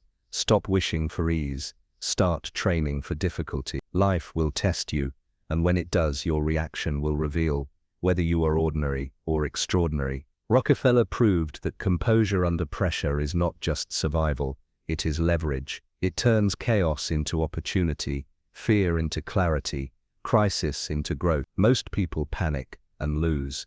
A few remain calm and win. Which will you be? The one who crumbles under the weight of pressure, or the one who stands unshaken and uses that pressure to rise higher? The choice, as always, belongs to you. One of the most liberating truths Rockefeller lived by was this: suffering comes not from what happens to you, but from clinging to what you cannot control. The man who insists that the world bend to his will always be broken by its resistance. The man who flows with reality, adjusting, adapting, and redirecting, becomes indestructible. Rockefeller learned early that the market, politics, competitors, even fate itself, could shift in ways he could never predict or control. Instead of wasting his energy fighting against these forces, he conserved it for what he could control: his mind, his discipline, his decisions. This detachment from the illusion of control gave him a calmness and strength few ever achieved. He understood that peace is not found in domination of circumstances, but in mastery of self. Think about how most people live. They fixate on outcomes, cling to expectations, demand that life deliver according to their plans, and when it doesn't, they crumble. Their emotions spiral, their confidence collapses, their energy is drained. Rockefeller did the opposite. He built his life around the principle of control and release. Control what you can, release what you can't. By refusing to waste energy on the uncontrollable, he always had energy left to act on the controllable. This is why he thrived where others faltered. While competitors cursed the market, he strategized. While others dwelled on losses, he prepared for gain. His detachment from outcomes gave him freedom to move without fear. Imagine holding sand tightly in your fist. The harder you squeeze, the more it slips through your finger. That is how most people treat life. They grip tightly, desperate to control every detail, and in doing so, lose everything. Now imagine holding that same sand with an open hand. It rests with you naturally, effortlessly. That was Rockefeller's mindset. He did not grip with desperation. He held life with calm openness. He knew things would come and go. People would rise and fall. Markets would crash and recover. His focus was never on controlling the tides, but on mastering his ability to navigate them. That is why nothing broke him. He flowed like water, steady, relentless, unstoppable. This philosophy of letting go is not weakness, it is strength. Weakness is needing the world to obey you. Strength is moving forward, regardless of what the world throws at you. Rockefeller's empire was not the result of perfect conditions. It was built precisely because he could keep building when conditions were imperfect. He never demanded the path to be smooth. He trained himself to walk even when it was jagged. He never demanded people to always be fair. He prepared himself to move forward, even when they were. This is what letting go really means. Refusing to tie your peace to external forces, and anchoring it instead in your internal control. Ask yourself, how much energy have you wasted stressing about what you cannot change? The past you replay in your head, the criticism you obsess over, the disappointments you relive. None of it is within your control, yet it consumes you, and because it consumes you, it weakens you. Rockefeller refused to be consumed. He redirected his focus to the present, to the actions still within his grasp. He knew that what mattered was not what had happened, but what he chose to do next. That is the secret.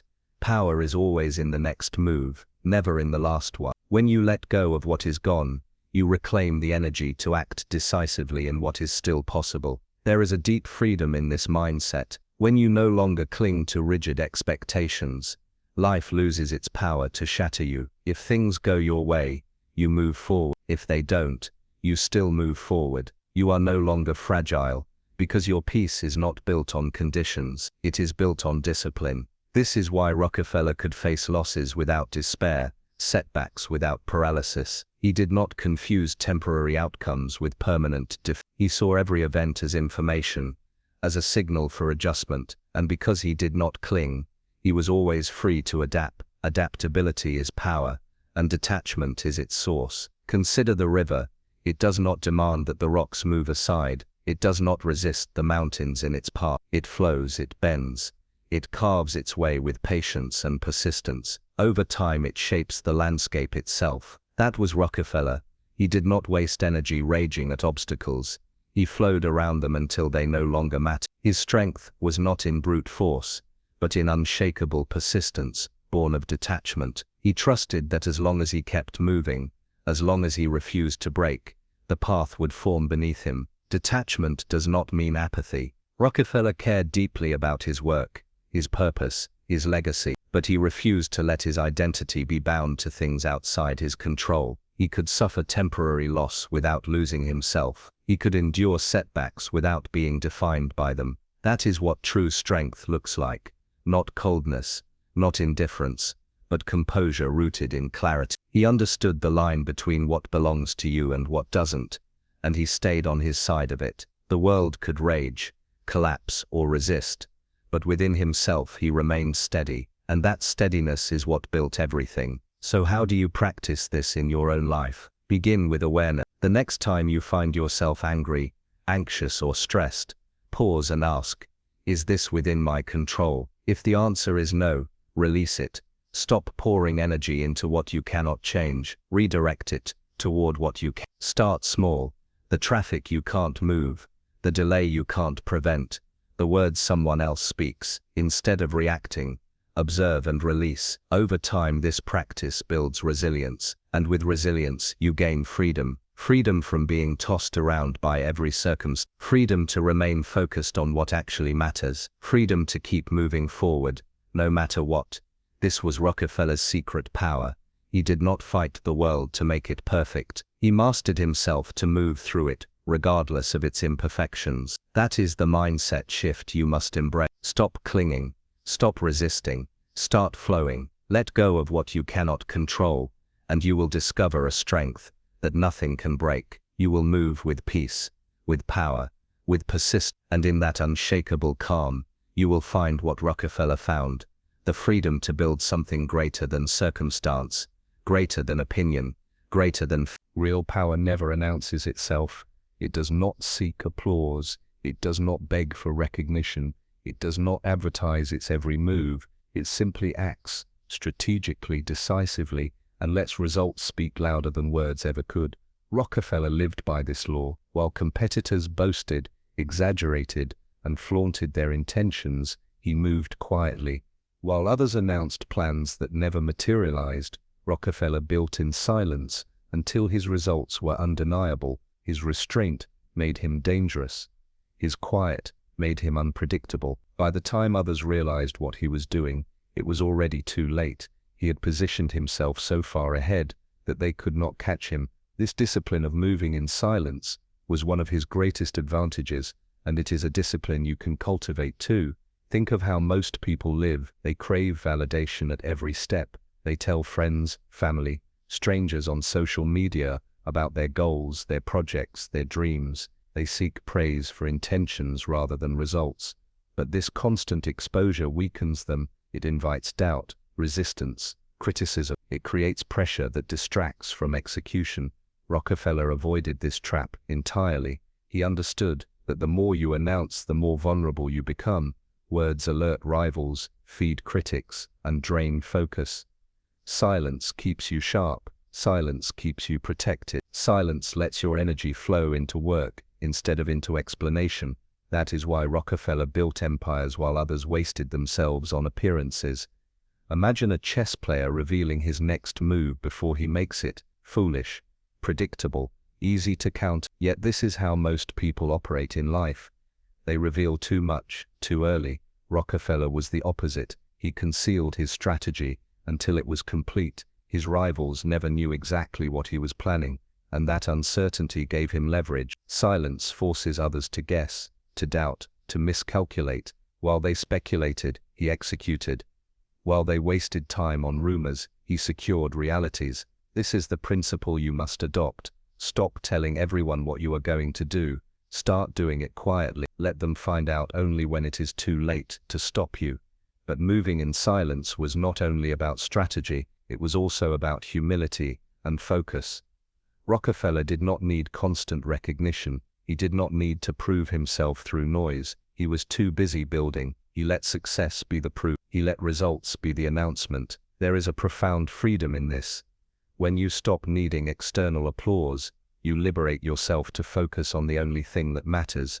Execution. Talk feeds ego. Work builds legacy. Rockefeller chose legacy. Ask yourself, how much of your energy has been wasted trying to convince people, trying to be seen, trying to prove your worth before the results are ready? Every time you explain instead of act, you lose momentum. Every time you announce instead of build, you expose yourself unnecessarily. Moving in silence does not mean isolation.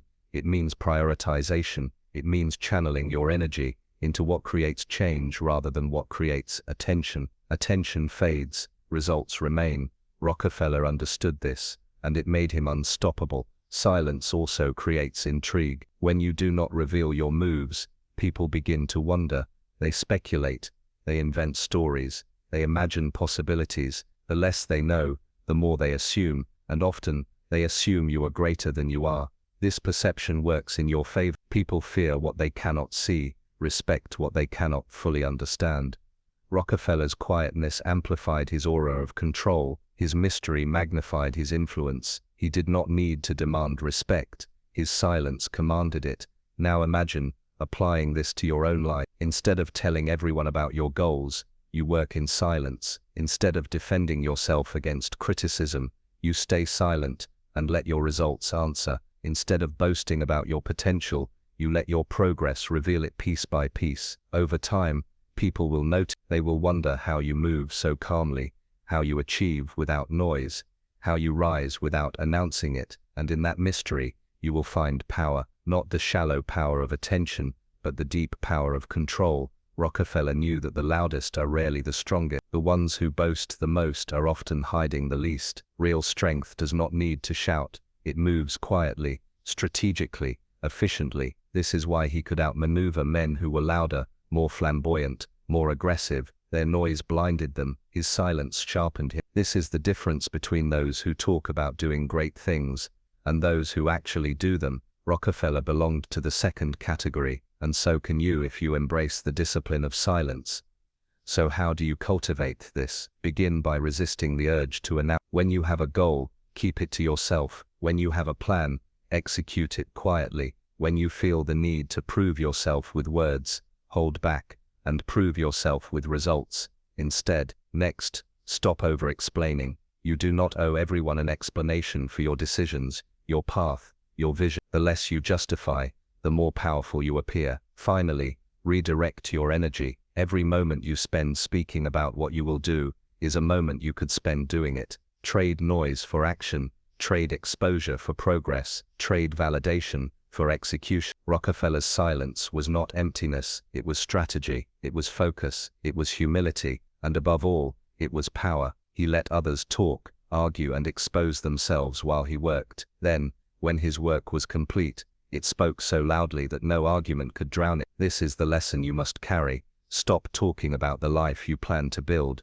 Build it quietly, build it relentlessly, build it until the results speak for you. Because in the end, true power moves in silence, and by the time the world notices, you are already too far ahead. Every journey of mastery must end where it began, with the mind. Rockefeller's story is not just about wealth or empire, it is about the inner transformation that made those things possible. The mindset shift that changes everything is not complicated, but it is the decision to master yourself before you try to master the world, to control your thoughts, your emotions, your reactions, your focus. Most people spend their lives trying to bend circumstances to their will. Rockefeller bent himself first. He became unshakable on the inside, and the outside bent to him as a result. That is the ultimate lesson. That is the inheritance you can take from his life.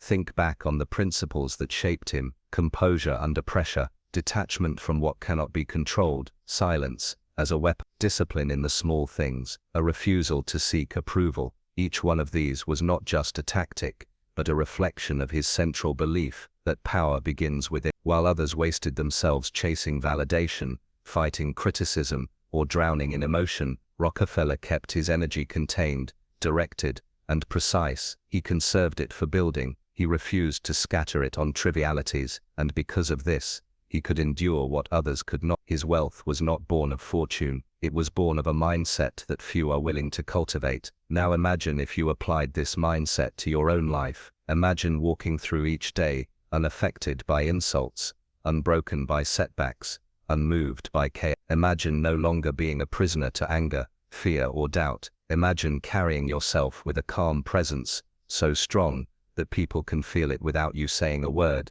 That is not fantasy, it is discipline. It is the result of training your mind the way Rockefeller trained him. And when you do, you will discover what he discovered, that the true game is not external success, but internal control. Master the first, and the second follows naturally. The world respects those who cannot be shaken. People are drawn to stability because it is so rare. In every crisis, most crumble, and the few who remain calm stand out. In every crowd, most talk, and the few who remain silent gain attention without asking for it. In every industry, most seek shortcuts, and the few who practice discipline rise up. This is why Rockefeller became not just wealthy, but influential. His presence commanded respect before his words were spoken. His calm unsettled rivals before deals began. His silence carried more authority than their noise ever could. He embodied the truth that strength does not always roar, it often whispers, and that whisper is enough to move empires. But here is what you must understand.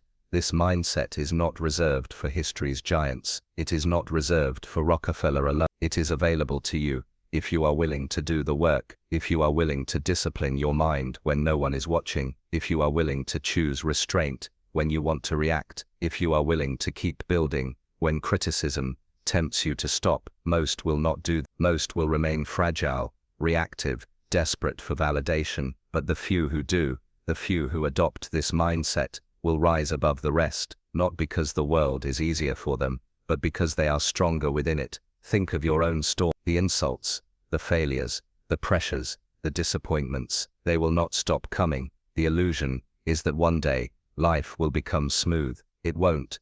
Rockefeller never expected it to. Instead, he trained himself to walk steadily, no matter how rough the ground became. That is the shift. Stop waiting for life to be easy, and start preparing yourself to be strong. Stop praying for calm waters, and start building a mind that sails through storms. When you do this, nothing outside of you can take away your peace, your clarity, your strength. And when nothing can take it away, you become untouchable.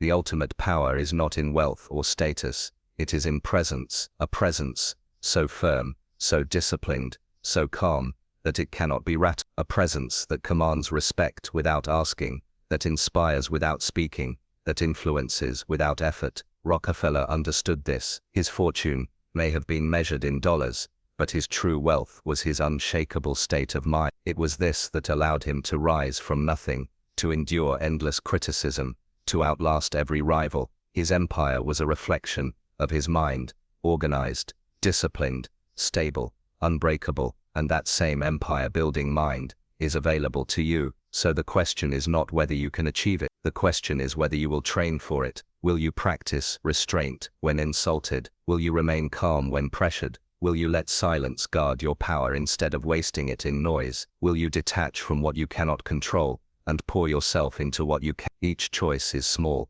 but repeated, it becomes the fortress of your mind. And once that fortress is built, nothing outside can bring it down. That is the mindset shift. That is the transformation. That is the difference between living as a puppet of circumstance or as the master of your own destiny. In the end, Rockefeller's life proves one truth. The world bends to those who first bend themselves. Control your mind, and you control your life. Train your discipline, and you build your empire. Stay silent, stay calm, stay unshaken, and nothing can touch you. The storms will come, but you will walk through them untouched. The critics will speak, but your results will silence them. The pressure will rise, but you will remain steady. And in that steadiness lies the secret that changes everything. The same secret that transformed Rockefeller from a boy of scarcity into a man of unshakable power. The same secret that can transform you. There comes a point in every journey where persistence is tested, where the noise of the world grows so loud that most people surrender to it. Rockefeller's life was a series of such moments. He was not handed certainty, he was handed volatility. The oil industry of his time was chaotic, full of speculation, instability, ruthless competition. Fortunes were made and lost overnight. Yet instead of being swallowed by that chaos, he transformed it into order, by cultivating a mindset that thrived not on what others thought of him, but on the clarity of his own purpose. While men around him were consumed by approval, by fear of judgment, by the need to prove themselves, Rockefeller anchored himself in one truth: validation from others is worthless compared to conviction within yourself. This is the shift that separates the powerful from the powerless. Most people live as slaves to opinion. They measure their worth by the reactions of others, bending and reshaping themselves to fit expectations. But Rockefeller never begged for approval. He was often criticized, sometimes vilified for the decisions he made, the empire he built, the scale of his ambition. Yet he never wavered. Why? Because he understood that progress invites criticism, that greatness always creates noise. Imagine trying to do something extraordinary while demanding universal applause. It is impossible. Those who wait for approval before they move will never move at all. Rockefeller moved without it. He realized early that no one's opinion could build his future for him, so he stopped giving their opinions the power to stop him. Consider this: when you seek approval, you place your happiness in someone else's hands. You allow their words to determine your worth. You become dependent, fragile, easily broken. But when you choose to validate yourself, you become untouchable. Rockefeller's confidence was not arrogance. It was self-reliance. He built his identity on discipline, on results, on vision, not on applause. That is why he could endure criticism without flinching, endure doubt without retreating, endure misunderstanding without feeling the need to defend himself. He understood a timeless principle: the world is slow to understand those who move ahead of it. The same voices that doubt you today will be the ones praising you tomorrow, but you must have the strength to walk through the doubt without needing their approval. Think about your own life. How often do you hesitate because you fear what others will say? How often do you dilute your vision because you want to be liked? This is the silent trap that kills greatness. The need for approval chains you to mediocrity. Rockefeller broke that chain by embracing the reality that not everyone will understand you, not everyone will support you, not everyone will like you, and that is not a problem. The goal is not to be liked. The goal is to be unshakable. The ones who matter will respect you not because you seek their validation, but because you don't need it. True strength is magnetic. It commands attention not by asking for it, but by embodying it. Imagine a man working tirelessly, building, planning, executing his vision. Around him, whispers spread, Critics speak loudly. Rivals mock his methods. Does he stop? Does he defend himself? No.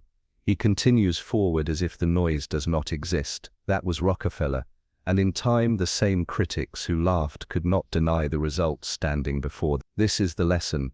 Results silence doubt more effectively than arguments ever could. Do not waste your energy trying to convince people. Use that energy to build something undeniable. Let your success do the talking. That is how power operates. Approval is a currency of the weak. Self-belief is the currency of the strong.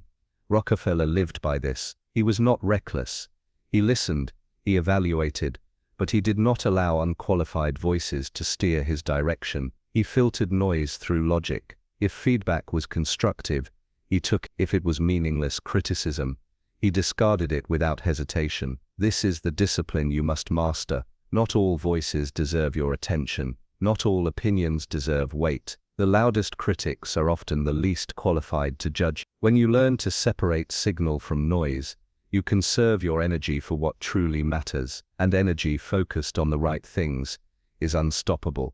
The irony is this: the less you seek approval, the more respect you gain. People admire those who cannot be easily swayed, those who stand firm in their own values, those who walk a path with clarity, even when it is unpopular. We live in a world where most are desperate to fit in, desperate to be liked, desperate to conform. That desperation bleeds weakness. But when you refuse to bow to it, when you carry yourself with conviction, you stand apart, and that separation is where influence is born. Rockefeller didn't become a giant because everyone cheered for him. He became a giant because he kept moving forward when no one understood him. So ask yourself, are you building your life on borrowed opinions, or on your own conviction? Every time you seek approval, you surrender a piece of your power. Every time you pause to worry about what others think, you delay your progress. The mindset shift is simple, but not easy. Stop asking for permission, and start granting it to yourself. Stop needing to be understood and start being undeniable. Approval fades, but conviction endures. Rockefeller's empire was not built on applause. It was built on the discipline of a man who refused to let the noise of the world drown out his inner vision. That is the lesson you must carry. When you stop seeking approval, you start living freely. And when you live freely, you unlock the strength that changes everything. Criticism is the price of progress. Anyone who chooses to rise above mediocrity will inevitably attract it. John D. Rockefeller understood this truth more deeply than most. From the moment he began consolidating the oil industry, he was met with accusations, suspicion, and relentless judgment. Journalists attacked him. Competitors despised him. Even politicians sought to undermine him. Yet what made him powerful was not the absence of criticism, but the way he handled it. He never let other people's voices dictate his direction. He never gave their anger more power than his vision. Instead, he filtered criticism through logic, kept what was useful, and discarded the rest. He knew that if he tried to please everyone, he would achieve nothing, and so he chose the path of progress over popularity. This is where most people fail. The moment they hear disapproval, they retreat. A single insult is enough to shake their confidence. A harsh word can derail their momentum. They interpret criticism as truth instead of opinion. But Rockefeller knew better. He recognized that most criticism says more about the critic than about the target. Jealousy, insecurity, fear, these are the roots of destructive judgment. Why surrender your peace to voices that do not understand your path? Why allow strangers to shape your identity? Rockefeller didn't. He asked a simple question: does this criticism serve my growth, or does it serve their weakness? If it helped him improve, he listened. If it didn't, he ignored it entirely. Imagine a sculptor chiseling a block of stone. Passers-by stop to watch. Some admire, some offer suggestions, some mock. The sculptor does not abandon his work because of their work. He keeps shaping, guided by the vision in his mind, not the noise outside of it. Rockefeller lived this way. He let the noise swirl around him, but his focus remained on the masterpiece he was building. This is the mindset you must adopt. If you allow critics to break your rhythm, you hand them control. But when you detach, when you keep moving regardless of what is said, you retain your power. Silence becomes your shield. Progress becomes your response. The truth is, There are two types of criticism: constructive and destructive. Constructive criticism comes from those who understand, who want you to grow, who see flaws you can correct. This you should welcome. Destructive criticism comes from envy, ignorance, or malice. This you must ignore. Rockefeller mastered the art of distinguishing between the two. He didn't waste energy fighting every accusation. He understood that responding to every critic is like pouring water into a sieve. It drains you endlessly with no result. Instead, he saved his energy for building, for creating, for executing his vision. And that is why his empire grew while his critics faded into irrelevance. Think about how you react when someone criticizes you. Do you immediately get defensive? Do you argue over explain, or feel the need to prove yourself? That is exactly what weakens you. Every defensive word is proof that their judgment has power over you. But imagine responding like Rockefeller, not with anger, not with panic, but with calm indifference. Imagine pausing, analyzing, asking, is this useful? If yes, learn from it. If not, discard it and move on. The moment you stop reacting emotionally, criticism loses its teeth. It becomes background noise, powerless to derail your focus. This is how you build unshakable confidence. Rockefeller faced relentless attacks in newspapers, painting him as a villain. He did not chase reporters to explain himself. He did not write rebuttals to every accusation. He simply kept building. He understood something profound. Results are louder than rebuttals. When you argue with critics, you elevate them. When you ignore them and succeed anyway, you silence them. Your results will always speak louder than your words. This is why detachment from criticism is one of the most powerful traits you can cultivate. You do not need to win the argument. You need to win the outcome. Consider this. Every great visionary has faced resistance. Innovators, leaders, creators, all of them were doubted, mocked, or attacked. But history does not remember the critics. It remembers those who pressed forward despite the noise. Rockefeller's empire still stands as a symbol of power and organization. His critics, forgotten. Footnote. This is the reality you must embrace. Criticism is not a signal to stop. It is evidence that you are moving. If no one criticizes you, it likely means you are blending into mediocrity. But if people resist you, doubt you, or question you, it means you are ahead of them. That is the cost of progress. Do not run from it. Wear it as proof that you are on the right path.